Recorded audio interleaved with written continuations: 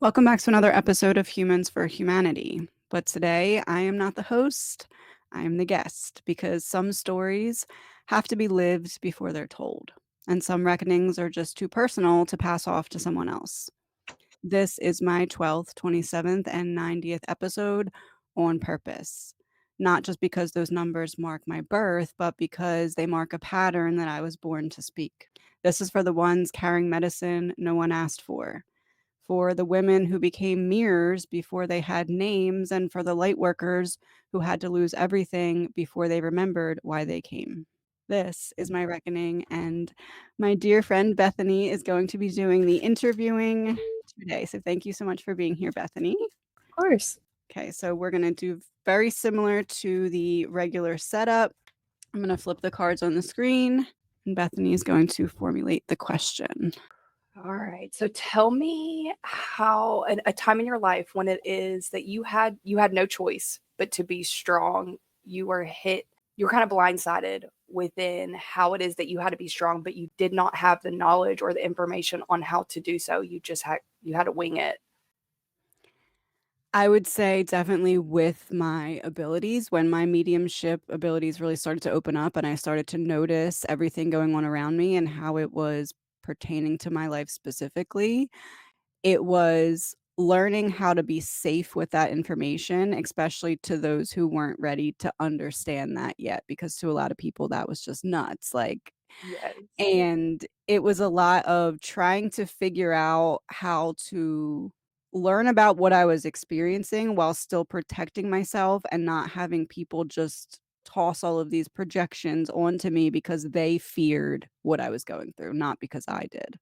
Yes, and for a time, it did definitely keep you safe. You learned to read the patterns, the facial movements, the energy. You became Exactly. extremely sensitive on purpose. Yes, Yeah, exactly. yeah. Exactly. Okay, so tell me about a time when you had to do what you felt was right for you, but it meant disconnecting from someone that you didn't really want to disconnect from.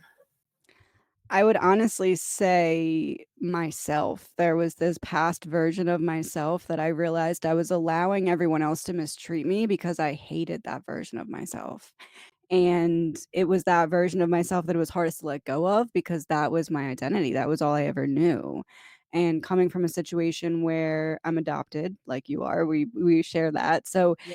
with that comes this desire to really fill in the blanks of an identity that you don't have another way to fill in the blanks of. So I think that the hardest thing to let go of relationship wise was that version of myself that I knew was sabotaging me, was hurting me, was depleting me, but it was all I knew. It was my identity. So I had to recognize that I could become something else. I could become someone else, but it was going to require me to let go of that version of me that didn't want me to win. And I resonate so hard with that, stepping into the unknown and you have no idea who you are. Yes. Yeah, Yeah, it's exactly. terrifying. It is, especially when you don't have that, like, other people can look to their bloodline and their family and be like, "Okay, that Yes, makes sense, and that makes."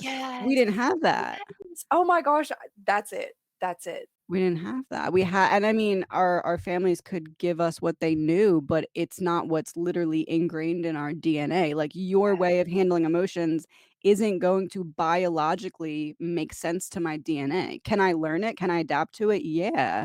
But that was a lot of my life, adapting. I learned that survival was adapting because I didn't have those blanks filled in. I didn't have the information of who the heck am I? So I Yes, think that was the hardest to let go of, was that I've version of never me. resonated with something so and it's so nice to hear you say that because it's like, I feel seen right now in just your story 1,000%. Yeah, it's hard to explain, but, like, if you've Yeah, been through it, you get it. You're like, "Oh, that yeah, that's it. That's." yeah.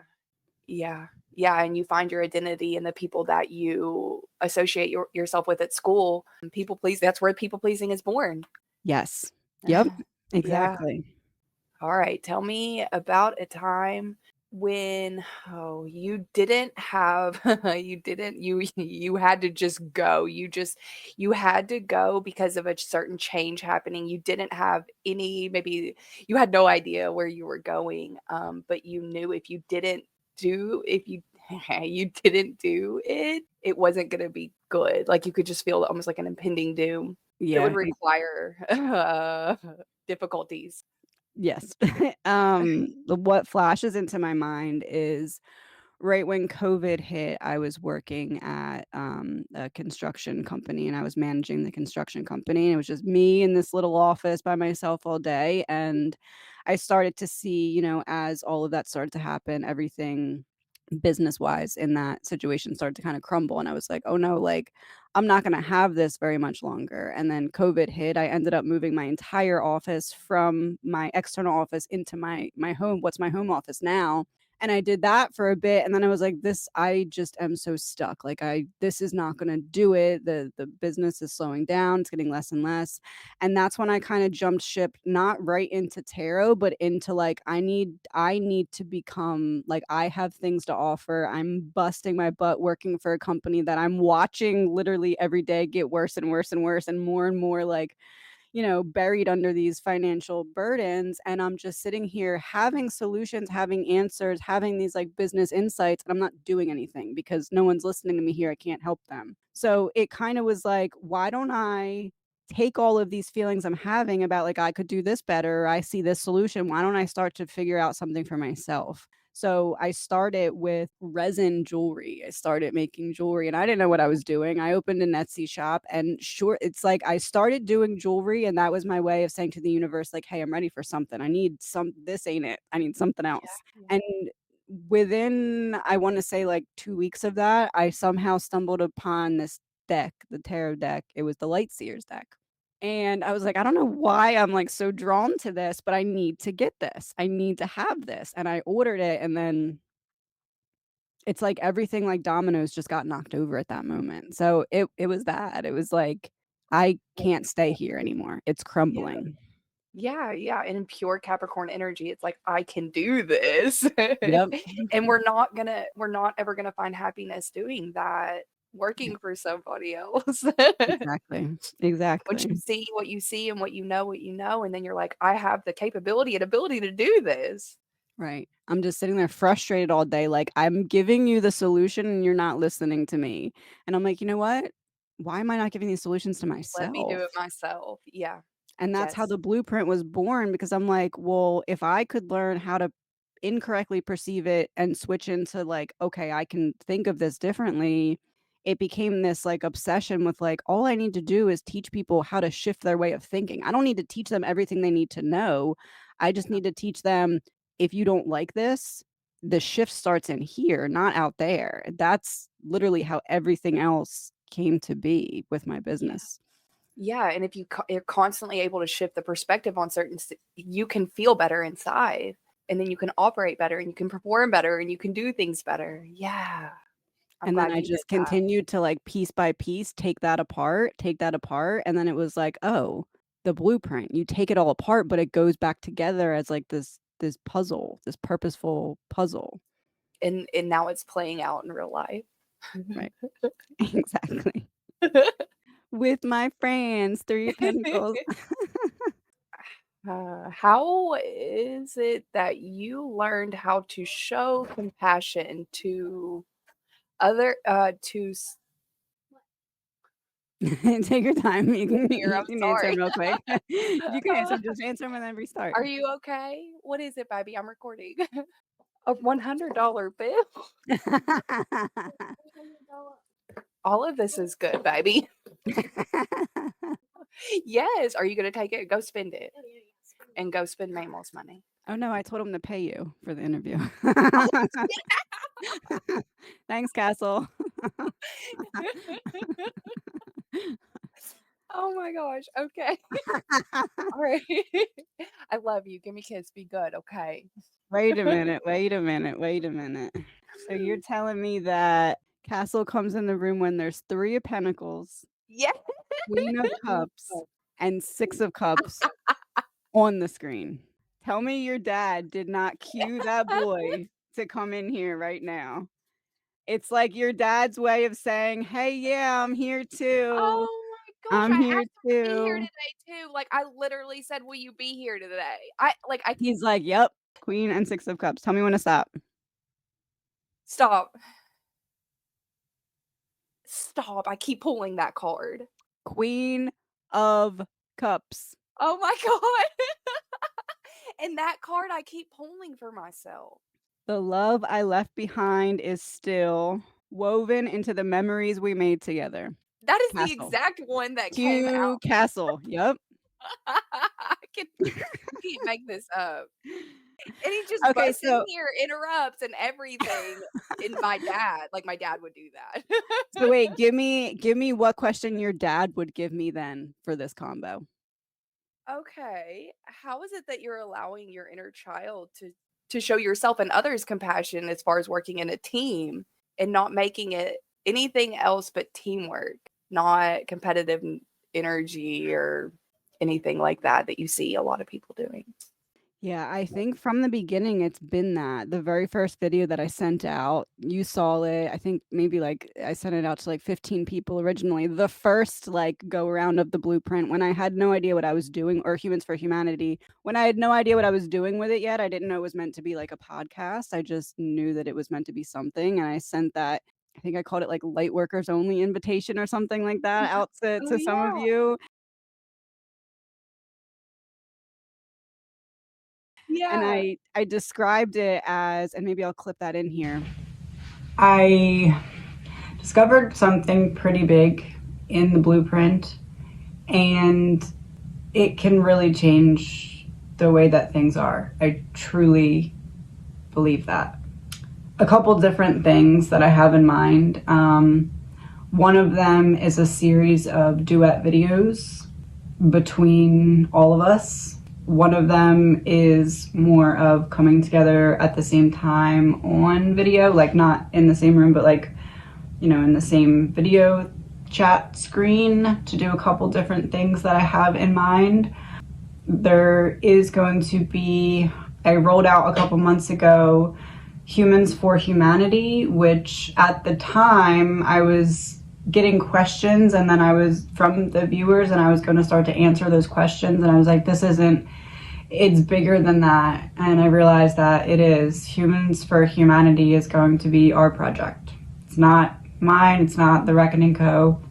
I don't necessarily want to build Humans for Humanity as a company.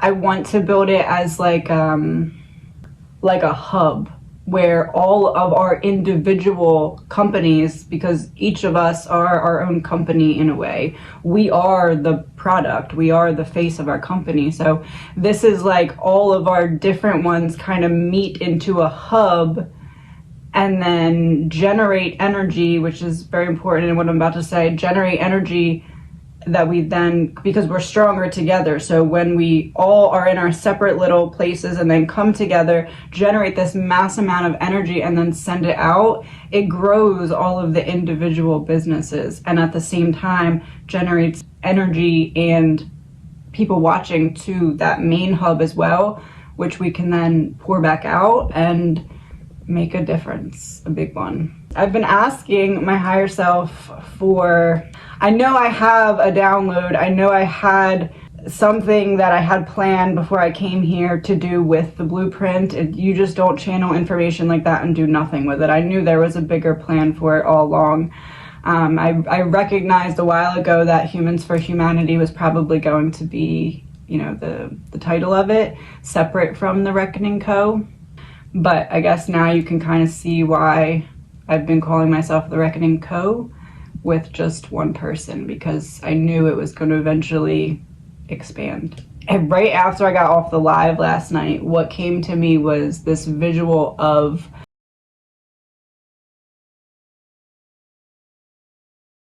what the blueprint is meant to become. And it makes so much sense because the chakras are a big part of the blueprint. And I just kept feeling last night after I got off the live, it was like, you already know the answer. You already know the answer. And I'm like, I already know the answer to what? And then I was laying in bed and I just started to piece it together and I was like, holy shit. So the chakras are little spinning wheels of energy, right? And in my theory, we go through each gate, and as we do that, it turns on the spinning wheel and it generates energy. And then when all of them are aligned, we ascend. We become that. We become the spinning wheel. Remember I said each individual business on the outside, each individual company on the outside, that's a spoke for the wheel. The energy is on the inside. That's what we generate when we come in together, and then we spread it out. And we spin it around by making something noise, and we become a human chakra. And we are able to expand and spin that energy out at will. And it may be the first time in existence that a group has done that without ill will behind it. Can you imagine the difference that that can make? As above, so below, we become the physical representation of what we know is the reality, the deeper reality, the spiritual reality. We are putting ourselves together in the same way that we become the physical representation of that. And that is basically literally what the blueprint is meant to do all along. It's full circle. It's us figuring out the blueprint, figuring out how to use it, and share it. There's no part of me that doesn't fully believe that once we do that and it starts to spin, I don't really see a way they could stop us. I really don't. It's not even getting started yet. It's nowhere near where it's going to be yet. And I don't want to do it by myself because it was never just about me. I described it as this giant wheel that, like, you have a following, I have a following, you know, Taylor has a we all have these separate followings, but when we join together, your experiences plus my experiences plus everyone else's experiences, it creates a different level of understanding that's just not available from just one person. Yeah. So I feel like that's the point of all of this. It's like, especially with us, like, obviously we deal with the abandonment wound. Yeah. This is a different, like, the full circle moment of like, okay, abandonment made you feel like you weren't deserving of being seen or didn't deserve to take up space. This is like, okay, I'm not only going to take up space and be seen, but now I'm going to bring in everyone else and be seen even more and help them be seen even more. So Yes. it's this project was that for me. And that's crazy because worthiness wounds show up and that programming runs before I get on here with you. I'm like, that's not true. Be quiet. Like, it's Right. okay. And we can do this. We are allowed to take up space. Right. Yeah, I love that. Yeah. Yeah, it's that exactly. Mhm. How what is it that you had to let go by that perspective shift that we were talking about a little bit ago? Like, you've seen something in a completely different angle. You recognize that you had to potentially, I don't wanna say sacrifice it, but say, "I don't have to take this opportunity. I don't have to do this anymore because of the way that it's affecting my mental health." My job as a personal trainer. That was around the time that my gifts were really coming out, and I was really, like, playing with them in a sense, like, "Okay, I'm very analytical being a Capricorn, so, like, let me jot this down that I'm having this realization or revelation, and let me see how it plays out." And I started testing it that way, and I'm Mhm. like, "Okay." And then I kinda started to dabble into Etsy, where I started to be like, "Okay, let me see if I can do this for other people." It was like this layer by layer approach for me. So I think when it comes to what I needed to let go of, it was like, I don't have to have this type of job and uphold this type of public persona just so everyone thinks I'm okay. Because it was that I was scared of people thinking I wasn't okay because they viewed everything that was happening as so weird. And I think it became in that moment, and back then it was anger. Back then it was like frustration, but it became this, no, I'll prove it to you. That Capricorn true, like, no, I'm actually not crazy. And actually, I've already been testing this before I even showed you it. So, like, I know that these messages are lining up with something real. So Yes, it became this, like, okay, I'll prove it to you then. And I but in the think, best way. right. Yeah, But it yeah. wasn't always the best way, and I think that that's it. It was letting go of the anger associated with that because you can't create out of that energy. That energy is not love, it's not expansive, it's contraction, and this Yeah, project needed to expand, not contract. So letting go of the anger associated with the "I'll prove it to you." I can prove it to you still, but I'm gonna do it as like a, "Look, it's right there, now you can see it, stop calling me crazy." Yeah, yeah, and that anger I've been there too. It burns a lot of energy. It throws you into burnout, and I rode on that for a long time until you just flatline, Yeah. and then you that's when you find out you have to expand into something different. Yeah. You can only I lo contract so much, and then you contract to this point, you're like, "Am I just gonna stay frozen in this state, or am I gonna, like, acknowledge that maybe what I'm going through isn't my fault, but the way that I'm contracting into it instead of experiencing it and saying, 'Okay, what can I do with this energy?'" That's your responsibility. I think that's the part I had a hard time with. I wasn't taught that type of responsibility. The type where you don't have to be told, "Okay, that's your responsibility, dude." The part where you, like, have to recognize the problem and then take action all on your own. I wasn't given that skill as a child, so that I had to develop that.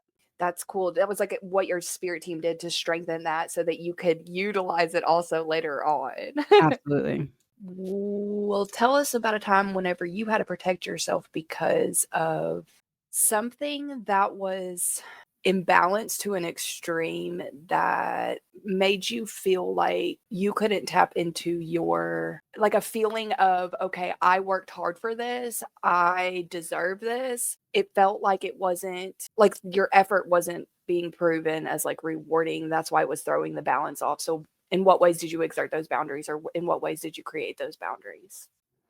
Yeah, I think at the time, again, around that time where my gift started to open and I started to recognize, okay, I'm outgrowing the container that I'm in. At that same time, it was like I was in this relationship, and this relationship, looking back now, I see it as the ultimate manifestation of you don't love yourself.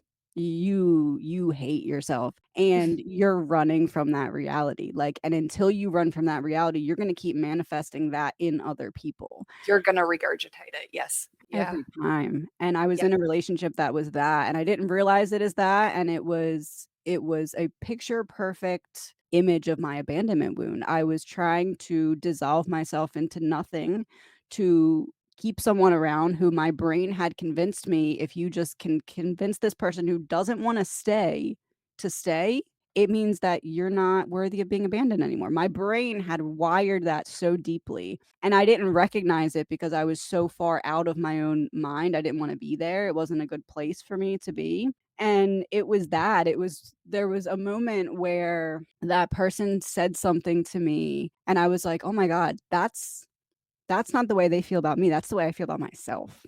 And in Mm, that moment, I was like, "I can't be here anymore, like, this is done now, I can't continue," because me accepting this relationship is me prolonging that feeling towards myself that this person is projecting onto me. So, mm. it was learning to trust that, like, if your reality isn't being kind to you, look inside, you're not being kind to yourself. Why are you allowing it? Yeah. Yeah. But we think that that's what we have to do in order to receive their love. If we pour more and more and more and more, maybe then they'll pour back, but just that doesn't go anywhere. You just are drained and empty. Right, and it's never about the person, like, it was Yeah. never about that person. Looking back, I'm like, "What the heck?" Like, where was the I mean, where even was the attraction? And then I'm like, "There wasn't one." It wasn't that, it was truly my brain had convinced me, if you just get this person who has right off the bat shown you, I don't want what you want, if you can convince them to what you want, my Capricorn brain was like, "That's it. The Mhm. abandonment wound will go away because you convinced this person who is a walking abandonment sign to stay." So you did it. You did the ultimate, and it became love, but it was never love. It was always literally the manifestation of the hatred I felt for myself. And in a way, would you look at that relationship now, like, through, like, the lens of gratitude because they taught you how to better show up for yourself and love yourself, and, like, maybe there was something that was going on between y'all before we got here, Yeah. and it's like, "Thank you for teaching me how to love myself," because that is the most I mean, Right. that's a beautiful thing. It's hard to look at it that way for a long time, but Yeah, because then you never have to go back there again. Like, I yeah, would never accept that right, behavior. Like, you would never even get close to me with that type of behavior. yeah, So yeah. it's freeing in the same way that it's painful, I guess. Yes, absolutely. How is it that you started over, or turned a new leaf, started a new chapter by saying, I don't have to exert this energy, but I can still show up. I don't have to give in that way that they expect me to give. I can conserve it for myself. I still am showing up, but this is how I'm starting over. This is how I'm keeping myself away from being vulnerable to more betrayal. I don't need what it is that you don't have to offer me anything in order for me to start over. I think getting comfortable with being okay being alone because I had avoided so much my whole life, like facing it and integrating the facing of it, that I was just so scared to be alone that I would have anyone around as some kind of distraction so that I had almost like I didn't trust myself to check on myself. And I felt like if there was at least one other person, even if that person, and usually they were, was toxic for me, then at least I have someone who, is making it so that I have to like check myself. Like I have to like pretend to be okay. I have to pretend to like have it together. And I think that when I finally started to, like, meditate and use tarot and, like, sit with myself, I was like, "I don't need to just sit here and feel the feelings because I'm not good at that." Like, I can't just sit here and cry and cry and cry. I need to pick it apart. I need to understand it, and I know that you do the same because we've talked about Yes, it. I have to It's like understand why. Yeah. yeah, it's like I grab my and that's why tarot became such an impactful tool, and that's why I'm so passionate about, like, people understanding it in the way that I do, because I understand, like, the negative connotation and fears Yeah. about it, but, like, tarot in a big way kinda, like, saved my brain. Like, my Same. life, maybe not, Yeah. but my brain, yeah, like, my brain was so at war with itself, and it Yes. had all of these little codes and they were bouncing off the walls against each other, and I was like, "If I can just understand what my brain is trying to communicate to me, Yeah. then I don't have to be trapped in there because I can figure out, like, how to." I see, like, 7 of swords, 9 of swords, like, I can, like, Yeah. weasel my way through the swords and break out of this trap, and it became that for me, like, I knew I needed that, but that was my biggest fear because Yeah. that meant sitting with those thoughts that I avoided for 30 years, so, Yeah. like, how am I gonna sit with them now? Yes. So I think comfortable solitude so that I could figure out different tools to help me figure out, okay, my brain's trying to tell me something. It's not just Yeah. beating me over the head with these wands forever for no reason. Like there's a lesson here. I'm Yeah. just missing it because I'm avoiding. But then I'm a Capricorn, so I'm so good at convincing myself there's just better stuff to do. Like I need to do the laundry. I need to mow the lawn. I don't have time to sit with my brain right now. I could always find an excuse to not Yeah. do it. Yeah. When I said, "Okay, doing it requires accepting solitude," that's when everything started to shift for me. And it being okay with, like, I don't have to continue to do things in order to be, enough. I'm learning to be enough right here and finding and attaining peace. Tarot saved me. Yeah, Tarot, it absolutely is my recovery, you know? I 1,000% agree. And we can sit here and we don't need all of these other things, and we don't need to feel like we have to get up and do and do and do and do because because of the tarot. Is it the tarot, or is it us, or is it God moving through us? Regardless, it helped. right. It allows us to be present enough, like, when you're just sitting and you're like, "Okay, let me grab a pen and paper and write down all my thoughts," and there's so many that you're gonna get overwhelmed. But with Yeah, tarot, you're like, "Okay, what thought do I need to focus on first? it Okay, organizes cool. it. Let me Yeah, focus on self-love. Let me focus on why can't I sit in solitude right now. Let me focus on in which ways am I self-sabotaging." It gives you like, yeah, yeah, there's a lot up there, but here's one piece at a time to work on. And then you pull yeah, another card, you unpack it further. It yeah. absolutely is. It's a very underestimated tool. And I know that it's very popular, but still feel like the way it's used is at times underestimated because there's so much more it can do to unpack the blueprint of the brain. Yeah, and it's like, what are the chances that you will be thinking or feeling a certain emotion, and I don't know how it works. I still don't know how it works, but it aligns with exactly what I'm thinking or what I'm feeling. Within that, I don't have words. I Right. still don't. It's fascinating. And one of the first what you just said made me think the first thing with my gift that I noticed was music. Like, I was noticing these songs aligning with Yes. my thoughts and, like, why did I just experience that? And then I get in the car and these are the first 3 songs that play. Why do Yes, I that's then yes. shuffle to, like, the random 10 song and that one matches too? It's like someone's trying to get my attention and I think it's myself. Mhm, Because who mhm. else would know I mean, obviously spirit, but, like, Yeah. you know when it's yourself talking to yourself. I'm like, "Oh, Yes. this is the version of myself that's like, okay, let's force her to pay attention to what I'm trying to say." And it felt like that for me, which is probably why everyone thought I was going crazy because I felt like I was Same. too. I'm like, "Oh, like, okay," but Yeah. it all needed to happen. Yeah, yeah, and I had a whole chapter too where everybody was like, I had to go stay with my family because what are you talking about that the music is speaking to you? Yep.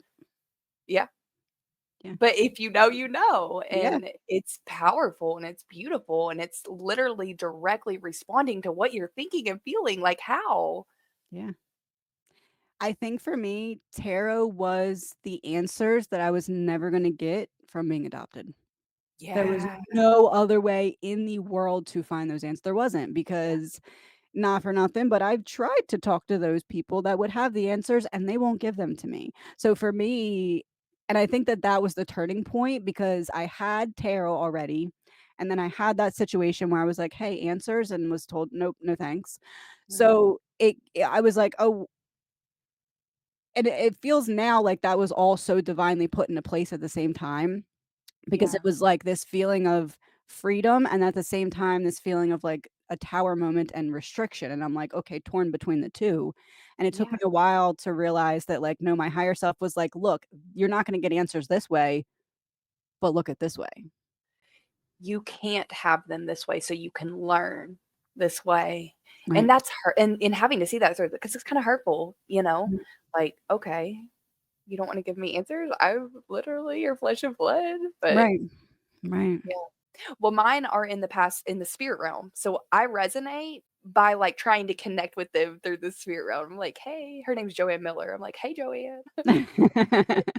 And she'll talk to me through the tarot. So it's like, I get it, it's like we had to find a way to find these answers because 'cause we're not getting them from the source. We're not getting them.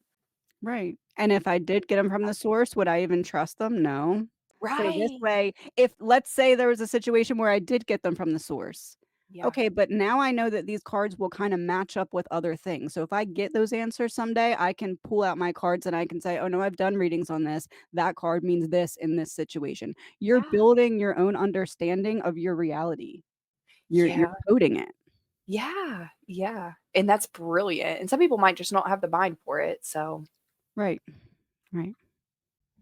when is it that you realized you don't have to be able to see what's up ahead of you in order to find it's like blind faith kind of. It's like trusting in the unknown, in the unseen. When is it that you had that epiphany realization? It's interesting because I'm remembering this one specific Instagram video, and it was the birth of the blueprint before I even realized it, and the video starts with, "Hear me out, I have a theory." I'll clip it in here, but it starts with, "Hear me out, I have a theory," and then I go into this, like, very basic understanding that I had at the time of the blueprint. Hear me out a sec, I have a theory.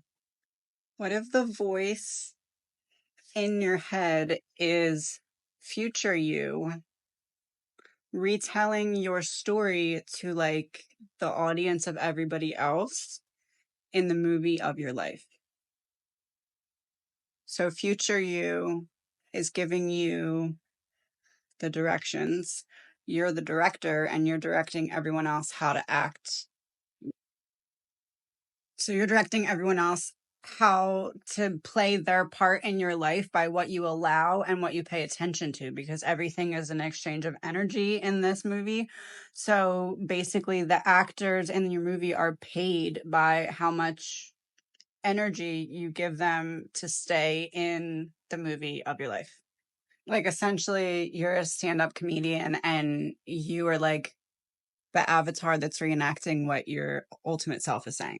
And essentially at that time, it was basically just like, "Hey, there's a reason for your life. You're the main character. You're filming this movie. There's these checkpoints that you need to hit, and this is going somewhere, but I don't know where. I just wanted to tell you this. And looking back now, that and also my very first YouTube video where, it's a true crime channel essentially in the beginning, but that very first video I said, "Hey, we're going into this case, but I'm not doing this to be the best true crime reader.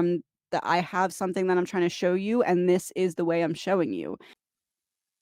Hello and welcome. I am Ashley, and I have a giant puzzle in my head that I have been working on for some time and trying to figure out how to convey the message to the average person that doesn't understand tarot, that doesn't really maybe even follow spirituality, doesn't matter. What I have in my head is a blueprint that is basically the foundation of the journey of life that we are all on, how we are connected, how the events that shape and mold our lives are related to one another for a reason. And I also want to provide you with that reason. I need to start somewhere, and where I've decided to start is with true crime. I'm going to start with true crime. I'm going to start with about 3 cases that we're going to focus on pretty, not heavily, but we're going to look into 3 cases so that you can understand how I'm using the energy to communicate the messages that I'm getting from the energy. And it kind of is meant to lay the foundation so that later, when we go into what I will call the blueprint, when we get into that, it will make sense and you'll understand the importance of it, the wording and symbology that I'm using. Think of this as like a very long get to know me day while I show you similar examples of relevant situations that will later prove a point. I'm going to keep it short and sweet for now. Today we're going to be starting by looking into the most recent case that I've been really diving into of Kylie Rodney. I've been doing energy reads on this and other cases for some time. I have not been sharing them. I've decided to share them now because I am helping to lay the foundation for something that's massive, something that runs deep in all of our lives. And I felt the best way to do that is by starting with something that has checkable facts that you can research on your own. You can look into how you feel about the information that I'm putting forth, especially because it's energy, so it's open for interpretation. We're going to start with Kylie Rodney. We're going to work backwards into a couple other cases, and then you'll really understand why I'm using these cases and what I'm using them for after we get a little bit more into the blueprint. And the blueprint is basically an obstacle course that each of our souls have to go through in order to ascend and evolve, which is the purpose of being here. And to do that, we need movement to move through this maze energetically with our soul. What I hope to teach you is how to move through this maze with ease and grace and have a little fun while doing so. And I think that I've put the puzzle together enough in my mind that I can have it make sense. And I'm ready to do that now. So we're going to start with Kylie Rodney. Because for me, it was trial and error. It was that testing of a hypothesis. So I was doing that through YouTube then. I was said, okay, this is how I learned it and understood it. Let me do it for everybody else. Yeah. And I think that was the blind faith because I was getting pieces of it. And like I said, with like that light workers invite video, like I was getting pieces of it. I'm like, okay, I need to pull other people in. In that video, I described it as this big spinning wheel that then generates energy and has like this ripple effect. And I was getting like one spoke at a time or one puzzle piece at a time. I didn't know it was going to turn into this, but this makes sense, right? Because now filling in all the blanks, everyone fell into the right category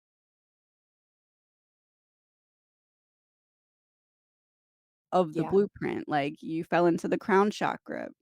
We bonded a lot through your dad, and like he helped me make this deck for you. Like, So I always want to tell you guys so desperately about this deck, and I've shared it a couple times, but I end in tears every single time.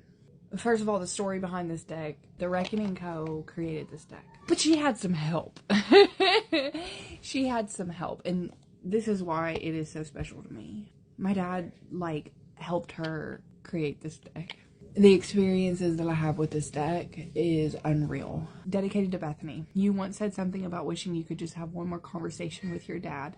That longing stayed with me, and I couldn't shake the feeling that there had to be a way to give that to you, to create something that could bring his voice back into your life, even if only in a different way. This deck was born from that wish. It is for you and for anyone who has ever longed for just one more moment, one more word, one more sign that their loved one is near, because they are. And it's a little picture, and that's my dad and me. It makes sense that you fell into Yeah. that category, right? Yeah. I was getting pieces of this, having no idea how it was gonna work out. None of these I knew I wanted to have a couple people early, but besides that, it was like, "Hey, when can you film?" So Mhm. how is it that I've gotten piece by piece by piece, and then everything fell into place perfectly?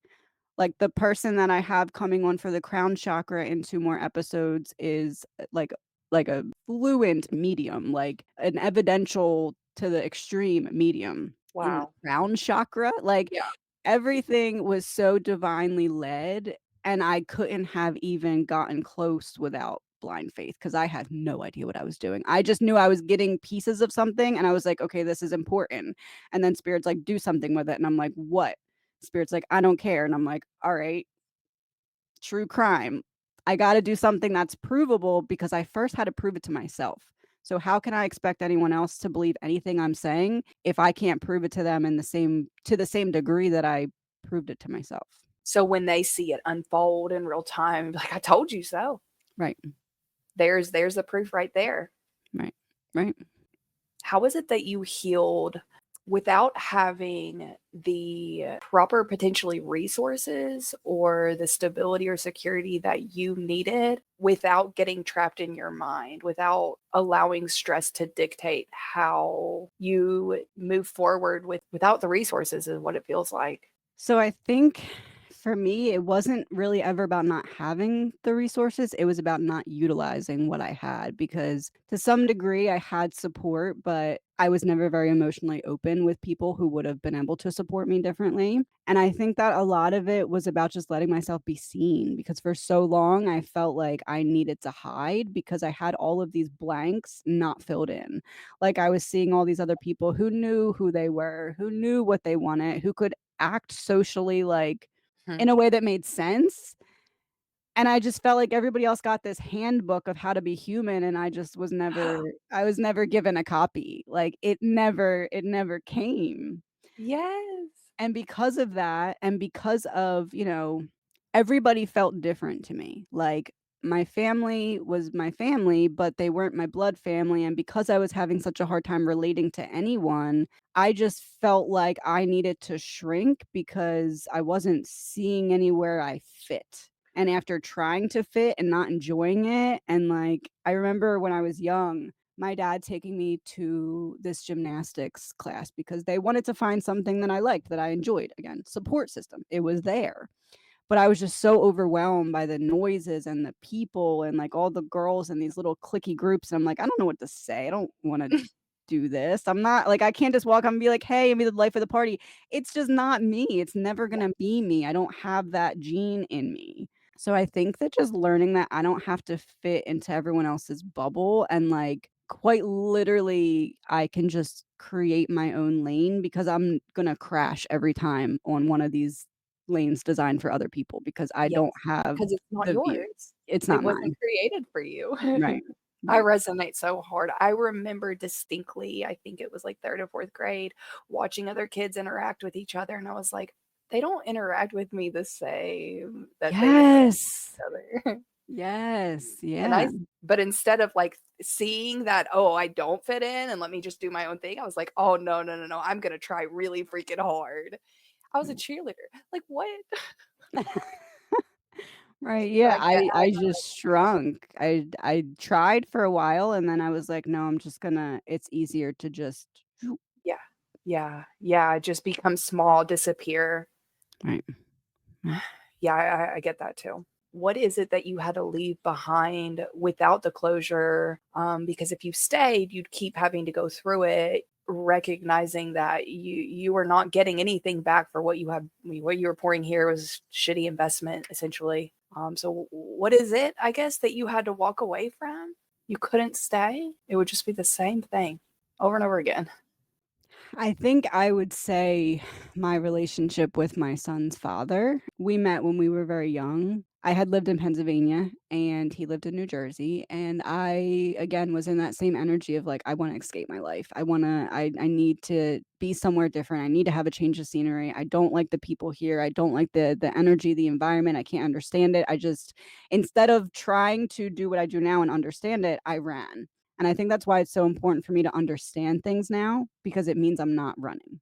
And that relationship, it was never meant to translate into the adult versions of ourselves. Like we very much outgrew each other. And I tried to hold on because I thought that that was the thing I needed to do. And there was a point where I recognized this isn't going to be good for anybody. Like the you can't force something that, it's like trying to fit a square into a round peg.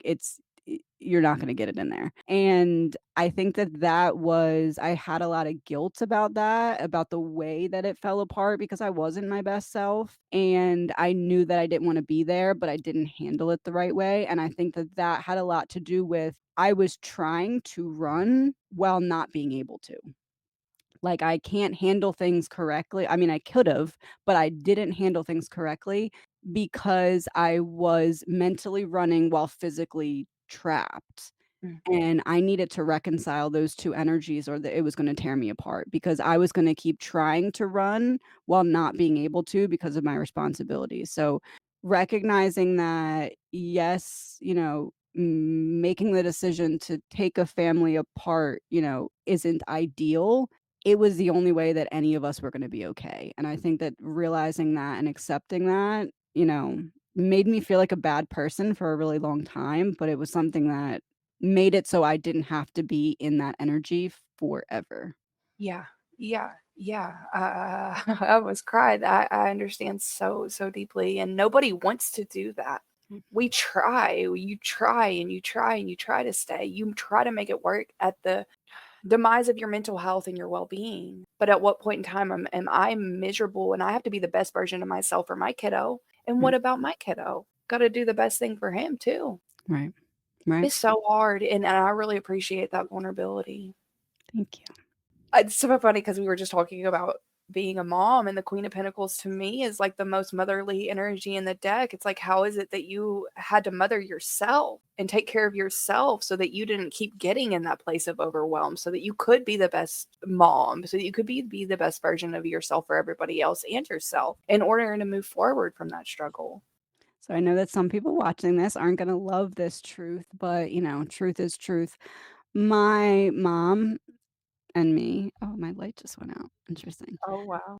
My mom and me never really had the closest relationship. I just think that she didn't really know how to understand me, and I kinda get it because I also had a very hard time understanding me, so, like, how can I expect someone else to do it easily, especially someone who, again, isn't my blood? You don't have the same DNA to understand, "Oh, I see how that runs in my system. It doesn't run in your system." Right. So, I think that her struggle to understand me led to frustration to not always try to, and I think that that really blocked me from my feminine for a long time, which is where the running came from, because it's easier to run than to feel. And I think that that really put me in my masculine, which my my dad, he does a lot of, like he had a career for a long time, and now that he's, like, closer to retirement, kinda in retirement, he does a lot of, like, odd jobs, like, he drives the school bus, and he does, like he has these crafts that he's done for a lot of years, and I got all of that, like, that work ethic from him, because when I was younger, I, like, idolized the masculine energy in everyone, and I wasn't able I almost felt like I didn't have the feminine energy, Wow. Yeah. and I didn't know how to understand it.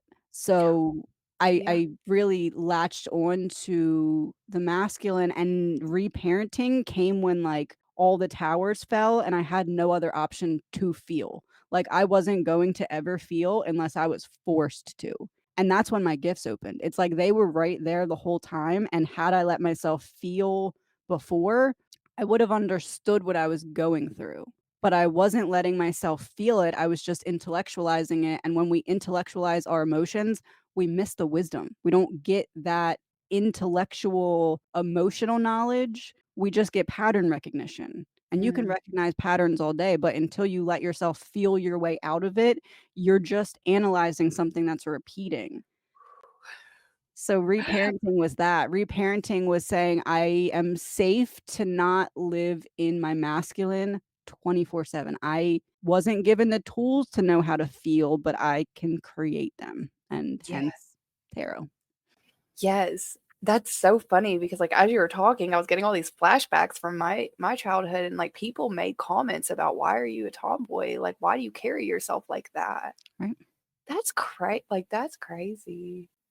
And I Yeah, would like try to people please. I would try to, like, when I was especially when I was younger, like, the dresses and the girliness and, like, yes. it just fell so flat. Like, Yeah. the second I started making my own choices, you could tell that it was like, "Oh, that was never her."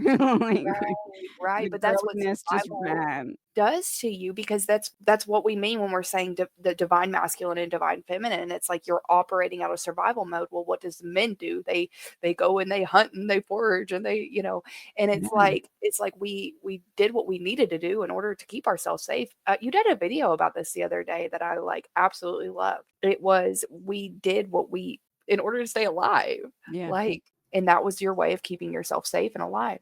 right. Absolutely. It's what my brain programmed as survival. Yes, yes. How is it that you got back in control of your own mind, your own life, even if others were to perceive you as being, okay, she's pouring into herself now, she's doing her thing, not giving in the way that she was, all of her energy, all of her time, in the way that she was? For us to make that drastic change like that and pour into ourselves instead, we know and we're aware that you think that we're being selfish. I think that really took place, you know, there was a lot of towers when people were like, "Oh, no, you're going through something, you're not well," all of that, Mhm. and for a time, I wasn't the most well, but it wasn't in the way that people were thinking, right? And I think that there was a time that I was very much, like, hidden away, and I think that a lot of people felt like that was wrong because I owed some kind of, like, proof that I was okay or explanation of what happened, and I wasn't giving that, and I stayed in hermit mode. I didn't have social media, I didn't have friends. I stayed in hermit mode until I figured out what I needed to figure out, and then I started slowly coming out, and I think that there was this internalized voice that was agreeing with them, like, you owe them something, like, if you don't show people you're okay, they're gonna think that you're not, and I think that I had to get okay with knowing that I don't owe people a check-in, like, if I'm focusing on something and I take that into my business now, like, I mean, sometimes I won't answer you for, like, hours because I just spent 8 hours hyper focusing on a video and I, like, don't come up for air until I'm like, "Oh, no, I didn't eat in the last 6 Yes, hours." I understand, I get it, I'm trying to learn how to do that myself too. It's like, what are you prioritizing? How much and you gotta conserve your energy. Energy conservation mode is what I call it. Yeah, And it's like, okay, and sometimes I just don't prioritize it correctly, but when right, we do and we have things to do and something so important and something so special, you have to be mindful of where you're placing your energy because we're not superhuman. I mean we are, but we're not all the way superhuman, and it's like we need that energy for necessity. right, and yeah, what you just said made me think of another example of YouTube, true crime was how it started, and true crime is my passion, it's what I enjoy. Actually, at that job where I said I worked at the construction place, I would literally have, like, crime cases on all day, like, not the cut up version, like, I would sit there and 8 hours of a court case would be in the background the entire day as I work, like, I love it. But for a little bit of time, I had to kinda pull away from that because I needed that energy to focus on, like, the foundation of all of this. Because there's the podcast, there's this, this is the podcast, but the video, but there's also the Spotify, there's, like, everything had to take a little bit more of my time and energy, so I had to pull it away from what people wanted most from me, which was true crime, So it's like learning to balance, yes, I'm still doing that. I'm trying to incorporate the ways that I want to do it, like with the Blueprint of the Mind series and everything like that. Like I'm trying to be like giving people what they want from the way that I want to do it so that it fits into the bigger picture. So I think kind of being selfish with my time in that way. It's like I know that everyone wants this from me, but just wait and see what I'm putting together here. Like Yeah. I can't tell spirit no. I can't be like, never mind. Shh. Yeah, yeah, like, it doesn't work like that, like, it Yeah. literally doesn't work like that. So I Yeah. guess that's another way that it could be viewed as selfishness, but really it's like and not for nothing, it's a little bit of a pay cut for me to not be doing as much true crime because that's what goes out more, like, these podcasts don't as much, and I'm Right. still not choosing to adjust it because I know there's something here. So I And guess the that could whole be viewed as time, selfish, it's working on your abandonment wound right? because you're like, "I'm showing up for myself now." Yeah, Yeah. exactly, Yes. exactly. Yeah. How is it that you stayed calm in a situation that you didn't know? So this unpredictability, this feeling of like, okay, something's gonna come in, something's gonna happen. It's like, how did you keep your nervous system okay as you were moving forward? It was like this feeling of like something's going to come in and just completely like it kind of I don't want to say that it feels threatening, but it's like a feeling of how do I stay okay and know that like that's not gonna happen, or if it does happen, I'll be able to handle myself correctly. Faith. I think I've had the one belief from the very beginning, like, from the worst points of this journey, this belief that, like, I believe that this is from God. Like, I believe that my gifts are from God. I believe that the blueprint is from God. I believe that this understanding that I have is from God. I believe that what I went through is from God so that I could be a bridge for what he's trying to give me to give the world. So I think even from the beginning when I was like, "This isn't fair," like, how are people really acting this way? Like, how are people that I would've, like, taken a bullet for now not even batting an eye as I'm, like, going through the worst time of my life, and you're part of the reason, and it just I think I had to detach from anything personal and be like, "No, there can't not be a bigger reason." And I think there was a moment where I was like, "If there's not, at least I tried." Yeah. I think that that's what it was. It was like, "I'm at least gonna try. I have to at least give everything to trying," and I think that a lot of it had to do with, like, a lot of people did call me crazy and all of this stuff, and I think I knew that one day Gavin was gonna hear it, at least rumors of like, "Oh, this time in your mom's life, this happened," or Yeah. I needed to try and prove my truth, and I think that that's what all of this was. As soon as you said that, an orb come down, like, right across your face. That's your dad. Yeah, yeah, he's, like, giving you a hug. I get that, being painted as this person that you know inside you're not. Yeah, right. It's valid. Thank you. Yes, I knew you'd get that. And here's the Page of Cups talking about what you're doing for cat. How is it that you're providing a foundation, even if their perception is coming from a place of immaturity and they can't see you for who you truly are? I think at this point, it's like, just watch me work. Like, I stopped trying to prove things with my words, and it's almost like God proved to me, "No, this is provable." And at that point, I was like, "Okay, prove it through me then." And now it's like I'm just the vessel for it because I know the reality of what can be proven, like, in regard to the spirit world is real. Like, we see that with your dad, we see that with tarot, we see that with the people we help, we see that with the true crime cases. There's provability to it. Like, if something like that can be proven, why would we not want to? If we can understand the making of our reality in a way that allows us to kind of sit at the hypothetical computer and control it a little bit more. Not control it as if we're God, but like if I know that I'm making bad decisions because of an abandonment wound, and I know that that is coming from my solar plexus, and I know that that's blocking my creativity, if I'm experiencing creativity blockages and I understand the programming of my reality, I can say, oh, my inner child's being triggered. Let me Yeah. look there. So we can have the fullest human experience. Yes. It's that simple. Yeah. Yeah, we want to be able to enjoy life in its fullness and not be run into the ground, be miserable. Right. I'm happy today. I have peace today, but I didn't before I found tarot. Right. And 5 years later, here we are. Here we are, and you've got a podcast going. I mean, you can't tell me that this stuff doesn't work. Right. And like we said earlier, with feeling like everybody else was given the manual and we weren't, well, there isn't one, but what if there was? What if there was? And what I if we're think finding it? right. Right. Exactly. Where is it that you had to accept an ending in order to find your own personal wish fulfillment, even if you didn't want to accept that ending?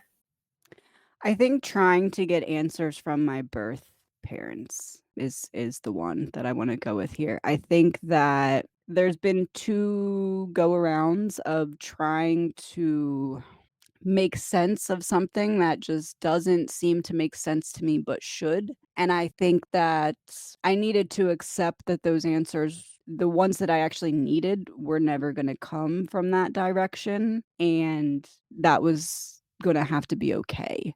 I think that accepting that, because when you're a kid and when you find out that you're adopted, for a while, you're like, "Oh, one day I'll get answers. One day I'll get answers." And there was a door, like, completely slammed in my face where I recognized that was just never, ever, ever gonna be the case, and it was a death for me. Like, that was this 10 of swords. That was this death. But it freed me for this 9 of cups, because then it's like, "Okay, I don't need to put myself on pause waiting for these things to fill in the blanks of how I'm gonna define myself anymore." Like, it was my permission to stop waiting around, and I think that as painful as it was the cutting of the cord that was keeping me tethered to that desire to run every time something got hard. Mm, mm. God, I resonate. I have no words. You know how much I resonate. Oh, I know. What decision is it that you had to make in order to end something that brought you a lot of fulfillment and love? Trying to think of which direction I wanna go. I think I wanna kinda go in the direction of personal training, because that was my identity for a really long time. I suffered from quite a bit of postpartum, and I had gotten the job at the gym shortly after I had Gavin. Like, I was back in the gym, I was working really hard, and they had approached me and been like, "Hey, do you wanna work here?" And I was like, "Oh, this," my brain in that moment was like, "This is a symbol that you're doing well.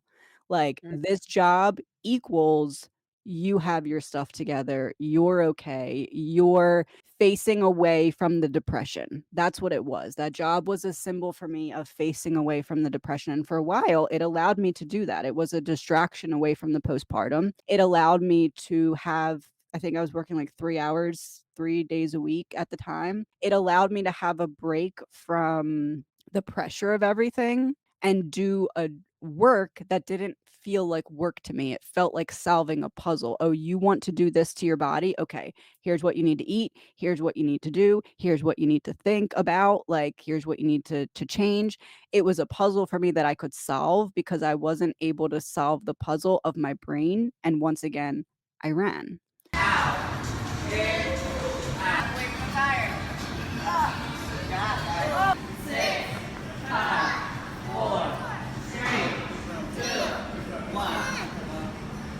Good job.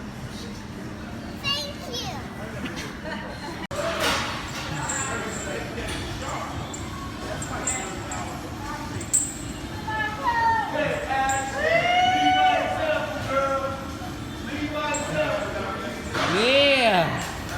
Good job. So she's trying to kill Why us. would you do that to us?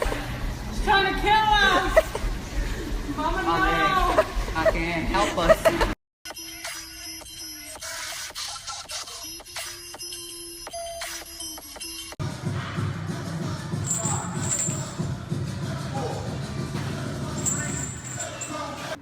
Keepsake that you are taking. Mentally, much better mentally. Healthy lifestyle. Yeah, Taking no care of stress. myself. Yeah. Yep. Motivation. Yeah. Yeah. Uh-huh. Me And first. determination. Yeah, definitely determination. Yeah. Companionship. Right. Awesome. Ashley's crazy though. So when that job stopped being a healthy distraction and started being this like manifestation of perfectionism, like I had to be perfect. I had to overexert myself. Like I was cleaning like the weight racks with like wipey rags like to get the dust off. Like, girl, are you okay? Go home. Like it became this like as long as I can focus on this, I'm not depressed. And It that was started to distract. eat up. Yeah. It started to eat up everything. It started to become the only reason I wasn't succumbing to the depression. And that's because I wasn't facing the depression and it was getting heavier. And, you know, Gavin has autism. He was diagnosed at like around 1, and there was a lot of signs, a lot of like things that didn't make sense to me, things that were very confusing to me, and it reminded me of that same war I had with my brain, and I couldn't deal with it. So that job became the only thing that made me feel not depressed. And that started to crumble because I had outgrown that container. It's like God was like, "Okay, you're gonna have to deal with this depression now. So I need to shake up this whole reality that's keeping you from facing it." And I felt like death. I felt like I lost myself, but I wasn't gonna move if that didn't fall apart. I was just gonna keep running from myself in a way I viewed as healthy. This is a healthy way to run from myself, so it's okay. But it wasn't. Band-Aids don't fix bullet holes. Yes. Yes. Yeah. Yes. Absolutely. And that's what Yep. it was. I Yep. was trying to put a Band-Aid on a bullet hole. Ooh, how is it that you had to believe in yourself, even if it was hard and you might be met with conflict? How is it that you did believe in yourself? You know, I think the conflict came from myself. I think I purposefully tested myself. I think I said to myself, you know, I believe this. I believe what I'm experiencing, but let's play devil's advocate and say I'm crazy. I think for a long time before I started trying to, you know, every action has an equal and opposite reaction. Before there was the blueprint, there was this season of me trying to convince myself that everybody was right and I was crazy. Mm. That, you know, everything I was experiencing, signs, synchronicities, my gifts, you know, all of these realizations, I tried so hard to convince myself that it was in my head and I was making it up. Mm. But that required me being in my head, which was the place that I had avoided my whole life. So once I got in there, I was like, "Oh no, actually this is going with that." It was like this matching game, like, okay, this understanding comes from that experience and this one comes from that. And all of these put together paints the picture of proving exactly what I'm trying to disprove. Like that there is something here, that all of this connects. And I think that the confidence didn't come until I had tried to prove myself wrong and God wouldn't let me. God was like, "You can try all you want, but like you ask for a blue jay, I'm gonna put a blue jay on your passenger seat. Like you're going to know it's from me. I'm not letting you walk away from this." And then I think the confidence came from me realizing, "Oh, if I'm trying to run from this and God's trying to not let me," because it was so overwhelmingly obvious that he was trying to not let me because I should have wanted to. I was losing everything to try and prove my gifts, to try and prove I wasn't crazy. I was losing everything because I was looking crazy. I mean, it was just the night and day opposite of what I was trying to accomplish was what was happening. But I think it was just that knowing that like, you know, if I want to run from this, there's probably something here because everything I've ever wanted to run from is exactly what I needed to be facing. I just didn't realize it till later. So what happens if I realize it now and don't run and I'm conscious of not running instead of unconsciously running? When you run from your gifts, oh yeah, it's bad. It's not good. And then when you come back to yourself, they're gonna find you again. They're Right. gonna get loud again. Right. You can And you try don't and have drive away from them, but yeah. God's gonna give you a flat tire, and then you're gonna be all pissed off that you have a flat tire, and then next thing you know, you're changing a flat tire, and you're like, "Oh, no, I just learned a new skill." And then you drive Yeah. down the street, and someone else has a flat tire, and you're like, "Oh, no, watch what I just learned. I can Yeah. change your flat tire." And then you're like, "Oh, that's what God was doing." Yep. Now I know. Now I know how to do it. Yeah. Exactly that. How is it that you I'm gonna say like your inner teen, an act of rebellion in a sort, but you seen how much it benefited you that you were good at this thing.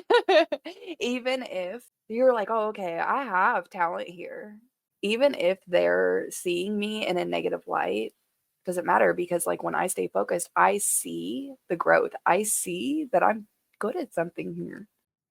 I think that goes back to, like, those that the high school days, like, in high school, I only ever had, like, 1 or 2 friends at a time, like, I'd have 1 friend in this class specifically, 1 friend in this class specifically. They wouldn't know each other, so I could keep that separate, so I only had to focus on, like, 1 understanding at a time. And for me, this wasn't just another guest. This was my best friend from high school, from my hometown, the one who knew me before the reckonings, before the reinventions. There's something holy about circling back to the people who saw you before you knew who you were. Because sometimes they're the mirror that shows you who you've become. Say the question again. I got off When track. how is it that you like even if other people perceived you in an incorrect light and you were like, "You know what? That's fine. That's fine. I know that I'm good at this thing." Yeah, Like tarot, right, tarot, it's like we know that people look at us however, but it's like I feel like I'm good at this. right. Yeah, I think it goes back to those high school days where I just always felt like an outsider. I never felt good enough, and I always felt different, and tarot highlighted that. Tarot was like, Yes. "Yes, you're an outsider. Yes, you're different. Yes, you're literally posting videos that people are gonna look at and make fun of and say that you're Yep. crazy and say that you're Embrace it. woo-woo." Yeah, Yeah. like, you are quite literally putting yourself into the position that used to trigger you. Yes. Yes. And it's like, "Oh, I can actually exist in a space that I used to shrink in." I think Yes. that that's what my inner teen needed, and that's what my inner teen was rebelling against because my inner teen was like, "Oh, no, you're gonna put us on a stage? Shrink." Yeah, what? Yeah. Yeah. Yeah, Like, it'd "You're be gonna doing call on me to read opposite. in class? No, I have to go to the bathroom." Like, Yeah. you want me to, like, lead something in gym? No, I just fainted, like, I can't do that. Like, Yeah. it was always that for me. I remember Yep. even at the gym, they would do these little meetings, and every once in a while, they would, like, have someone come up and say something, and I'm, like, praying, like, as I'm sitting there being, like, the head trainer, everyone came to me for their nutrition, like, I was known at the other locations, like, I was good at what I did, like how I'm obsessive with this, it was that with that, like, I was cleaning the racks of the gym. And I remember sitting there knowing that I was viewed as a leader, just praying, like, "Please don't call on me. Like, what am I gonna do to get out of this if you call me?" To say, like, 1 sentence. Like, they Yeah. weren't asking me to get up there and explain my life story, they wanted, like, a sentence, like, "What do you feel about this?" And I couldn't do it, and I remember I think only once they called on me, and it was like I remember just, like, shaking.